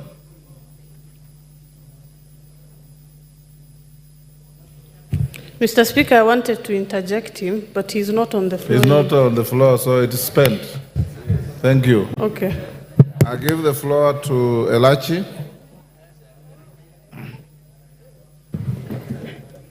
Thank you, Mr. Speaker. Mr. Speaker, I also rise to oppose this Finance Act of 2024 with reasons, Mr. Speaker. And I'll start, Mr. Speaker. When government came into place, Mr. Speaker, we started by removing subsidies and saying that this will assist Kenyans now to move on as a country. Mr. Speaker, we came in, we decided to ensure that the first finance bill, we had so many issues. We thought this second finance bill, Mr. Speaker, will be a finance bill that brings Kenyans together. And today, what the government has done to us, the Economic Council decided to put Kenya again into crossroads, to make us fight for nothing. And then after that, then you come and now start saying we shall be having amendments. Yet this is something we would have just thought from the beginning, Mr. Speaker, that we don't need a country to go on to a cry and then now come again and tell them that there is an incentive that now we are giving. Mr. Speaker, when you look at the report comes in, and this is an IMF finance bill. This is what they did to Ghana. Mr. Speaker, you remember very well when Kibaki came into government, he was a finance minister, but he decided to be a liberal economist. He decided to look east. It is so sad that while my president thinks he will build any road in this country, that he will do any infrastructure in this country with IMF on his neck, this will not happen on this term. Not on this term. He will be there to do the deficits of what they are telling him, but in terms of building Kenya, we shall see the worst that we have never seen. Mr. Speaker, the bill then comes in and tells us you want to restore policy on debt, sustainability, whatever. But then you forget that you are the same person who is saying you need everything on items. Fine, you have said you have reduced it for Mama Mboga, I don't know for who. But you are forgetting the same person who can do business beyond 2 million is the same person you have just returned into the challenges we are saying. Try to build an economic base for Kenyans to have this thing we are calling that there is economic growth. Then you come and tell me you have now reduced to the local manufacturers. Who are the Devkis and the who's and who's? One person monopolizing this country, that he's the only one who can bring clinker, he's the only one who can do cement, he's the only one, yet you want to say, today we cannot bring back Portland, today we cannot do this. It is wrong. We only have one man who does pasta in this country. So when you say now you are increasing because people are exporting in spaghettis, they're importing in spaghettis. We only have one local manufacturer who does pasta, who decides at every given time how he raises his prices. So how do you deal with those people? Tell us the numbers of manufacturers we have. Order. So that Kenyans can know, Order, Mr. Elachi. Speaker. Yes, Nyakundi, what's your point of order? Give him the mic. Thank you, Mr. Speaker. I'm standing on point of order number 91. Is it in order for the honorable member to say that the president is dictated by IMF on the finance bill, while the president has the mind of his own? It is this house that dictates the finance bill and the orders that we make. Thank you, Mr. Speaker. If you had the mind, we would have gone to the president after we have finished this. So, Mr. Speaker, what we are saying that it is time as Kenyans, we want to take back our power from the World Bank, from IMF, and we are begging so hard that the president must go back and look at the East so that we can finish our roads. You went to the US, you told us you are bringing a road that is headed to Mombasa. Order, Elachi. The World Bank does not vote in this house. It is you who will vote in this house. Mr. Speaker. Yes, Rindikiri. Understanding order 91, I expect somebody I respect very much to bring in point of relevance. Mr. Speaker, we are not debating the performance and activities of the president. We are discussing the matters of finance bill, and I expect her as such to react.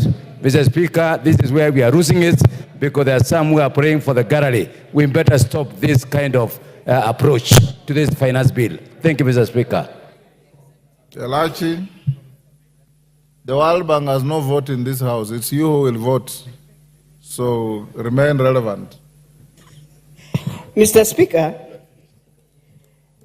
while I say and what I say is that when you look at all the policies that has eaten the countries of Ghana, countries of Zambia, these are the same policies that they went through when they were handling the IMF. So, Mr. Speaker, it's not about voting, but it is about just asking ourselves, what track have we taken ourselves in? I beg not to support. Thank you. Come, Kate. Wamawa, I don't see you on this screen. Come, Kate. Yes. Thank you very much, Mr. Speaker, sir, for this opportunity. Mr. Speaker, from the outset, I want to say that I stand to support the bill. And in supporting this bill, Mr. Speaker, I want to say that I fully associate myself with the views and the recommendations of the Committee on Finance and National Planning. The committee, Mr. Speaker, has done a wonderful job in analyzing the bill and in listening to Kenyans. When this bill was published for the first time, Mr. Speaker, I got concerned as every other Kenyan. But I got, Mr. Speaker, I got the confidence, Mr. Speaker, because I know, Mr. Speaker, that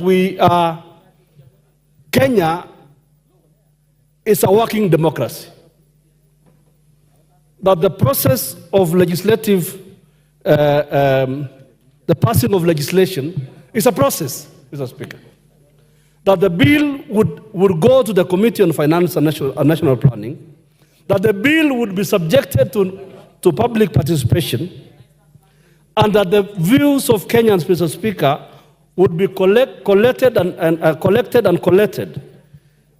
that the committee would come up with the proper recommendations, having listened to the people of Kenya. And the committee has done that, Mr. Speaker. This committee, Mr. Speaker, represents Parliament. The Committee on Finance and National Planning is a committee that is made up of members across the aisle. It is not a committee, Mr. Speaker, of members of one side of the House. And their report, therefore, the report which has no dissenting view, represents the views of this Parliament. And I want to say, Mr. Speaker, I want to thank the members, all of them, from both sides of the House, that they have done a good job. I want to, Mr. Speaker, the Treasury is made up of Kenyans, and they are mandated, Mr. Speaker, at every financial year to come up with revenue-raising measures to support the budget. And they are free, Mr. Speaker, to be innovative. Those officers at the Treasury, Mr. Speaker, are free to come up with wild ideas. But that is why Parliament is here. Because the officers at the Treasury, I do not see why the hysteria. Why there was hysteria? Why would a member of Parliament be joining, Mr. Speaker, members of the public in demonstrating in the streets when his opportunity is here? When the opportunity is here now, and then when they are given the chance, Mr. Speaker, they come and speak about revolutions that are non-existent. This is the time to talk about, to debate this bill and to look at the recommendations of the committee as they have made. Mr. Speaker, the governments exist to levy taxes, Mr. Speaker. And it is Parliament's responsibility to check on the executive. And that is exactly what we are doing. Mr. Speaker, you know, when the orange button comes up, Mr. Speaker, and the points are coming, I do not know what is, we begin to panic.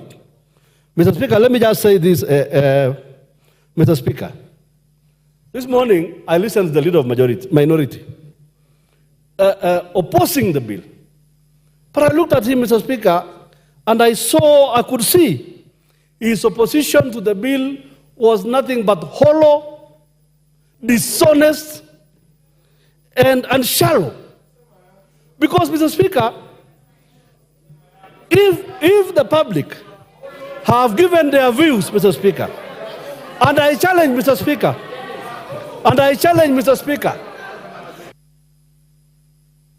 Your time is up. Your order. Member for Malindi. Asante sana Mheshimiwa Spika. Mwanzo ningechukua fursa hii Mheshimiwa Spika kuweza kuwashukuru Wakenya. Nimeona wenzangu wengi wamesimama hapa na kusema tushukuru wale watu ama ambao wako katika kamati ya mswada wa fedha, lakini mimi nasimama hapa Mheshimiwa Spika kushukuru Wakenya. Wakenya kwa mara ya kwanza tumeweza kuona nguvu yao, tumeweza kuona umoja wao, na tumeweza kuona kwamba tunapoungana na tukisema no kwa jambo, tukikatalia jambo, hilo ndivyo ambavyo linakwenda kupita Mheshimiwa Spika.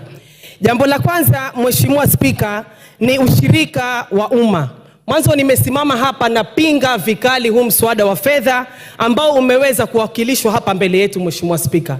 Watu wangu wa Malindi Mheshimiwa Spika wamepinga vikali Masuala ya kuongezwa ushuru katika mambo ya mkate, katika mambo ya pampers, katika mambo ya sanitary pads. Watu wangu wa Malindi tayari ile hali ya maisha ilivyo ngumu, wanasema kwamba hawataki tena kuona ushuru wa aina yoyote uweze kuongezewa hapa. Mheshimiwa Spika, Mheshimiwa Spika, sisi Waswahili tuna msemo wa kusema, unapopatiwa chakula kukula, unakula kile chakula paka unasahau unataka pia kula ile sahani. Tulipokuwa tunajadili mswada wetu wa fedha wa mwaka 2023, kulikuwa kuna mambo mengi ambayo sisi tumeyakataa Mheshimiwa Spika, lakini mambo yakapita vile ambavyo yalipita. Na kwangu mimi ninavyoona Mheshimiwa Spika, pia huu mswada kulikuwa kunataka kupitishwa mambo mengi zaidi, lakini safari hii Wakenya walikuwa chonjo na wakaweka miguu yao chini na kukataa ule udhalimu ambao ulikuwa unakwenda kutendeka. Mheshimiwa Spika, ningeweza kusisitiza kwa wananchi wetu wa Kenya nzima kwamba tunapokuwa na ushiriki wa umma, ama kwa kizungu ambayo inaitwa public participation, naomba Wakenya wajitokeze kwa wingi, waweze kusikizwa, waweze kueleweka na waweze kutoa maoni yao kuhusu masuala tofauti tofauti ambayo yanaendelea katika bunge la kitaifa, katika masuala ya miradi ya kitaifa, miradi ya kaunti na mengineyo. Mheshimiwa Spika, kabla hatujazungumza kuhusu huu mswada ambao tunaujadili saa hizi, tunataka pia tuangalie ule mswada wetu wa mwaka 2023. Ni kwamba uliweza kutusaidia vipi sisi kama Wakenya? Tunafaa tujiulize, gharama ya maisha je, ilikwenda kubadilika? Tunafaa tujiulize, mazingira ya kazi je, yalikuwa ni mazuri kwa watu wetu? Tunafaa tujiulize, imetusaidia vipi na imeweza kutufikisha wapi? Malengo yetu, budget yetu ya ile pesa kama tumeweza kuifikia ama la? Mheshimiwa Spika, tuliona kuna vitu ambavyo tuliweza kupitisha wakati ule, ikiwemo masuala ya Hustler Fund, masuala ya housing levy. Tunataka pia tujue report pesa hizo, mambo hayo, malengo hayo tumeweza kuyafikia ama hatujaweza kuyafikia. Mheshimiwa Spika, kwa kumalizia Mheshimiwa Spika, mimi ninavyoelewa Wakenya hawana shida na kulipa ushuru.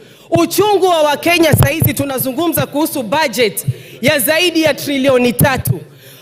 Matumizi ya hizi pesa Mheshimiwa Spika ndiyo matatizo makubwa, na ndio maana tumeona vijana wetu, watoto wadogo wamekwenda barabarani kufanya maandamano. Mheshimiwa Spika, matatizo ambayo tuko nayo sasa hivi Mheshimiwa Spika ni ufisadi. Na pale ambapo tunazungumza kuhusu ufisadi, kwa sababu pesa zote hizi zinatoka kwa Wakenya, bajeti yote hii sasa hizi inatoka kwa Wakenya. Tunapoona ufisadi ambao unaendelea Mheshimiwa Spika, mawaziri wanakuja hapa, mawaziri wao ambao wana ufisadi wanaachiliwa Mheshimiwa Spika. Hii ndio inazidi kutia machungu kwa Wakenya kule Mheshimiwa Spika. Tunaona wale ambao wameshikana kule kwa upande wa serikali Mheshimiwa Spika, wanaenda katika mkutano, mtu ambaye mshahara wake ni sawasawa na wangu na anatoa karibu milioni 30, na kuna kijana mwenye ambaye hana kazi na hana hata shilingi. So tunataka matumizi ya hizi pesa pia ziwe ziko sawasawa Mheshimiwa Spika, na kwamba ufisadi uweze kumalizika hapa ndani ya Kenya Mheshimiwa Spika. Mimi nataka niseme napinga vikali huu mswada wa fedha wa mwaka 2024 Mheshimiwa Spika. Asante sana. Rindikiri.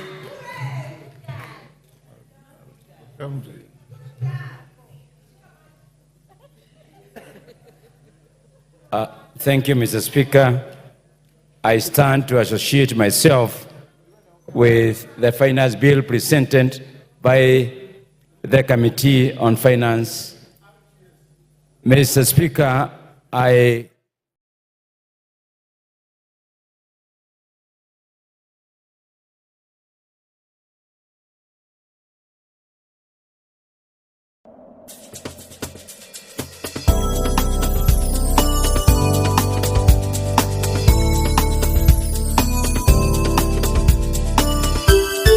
Unatazama Mwangaza TV, tumaini lako.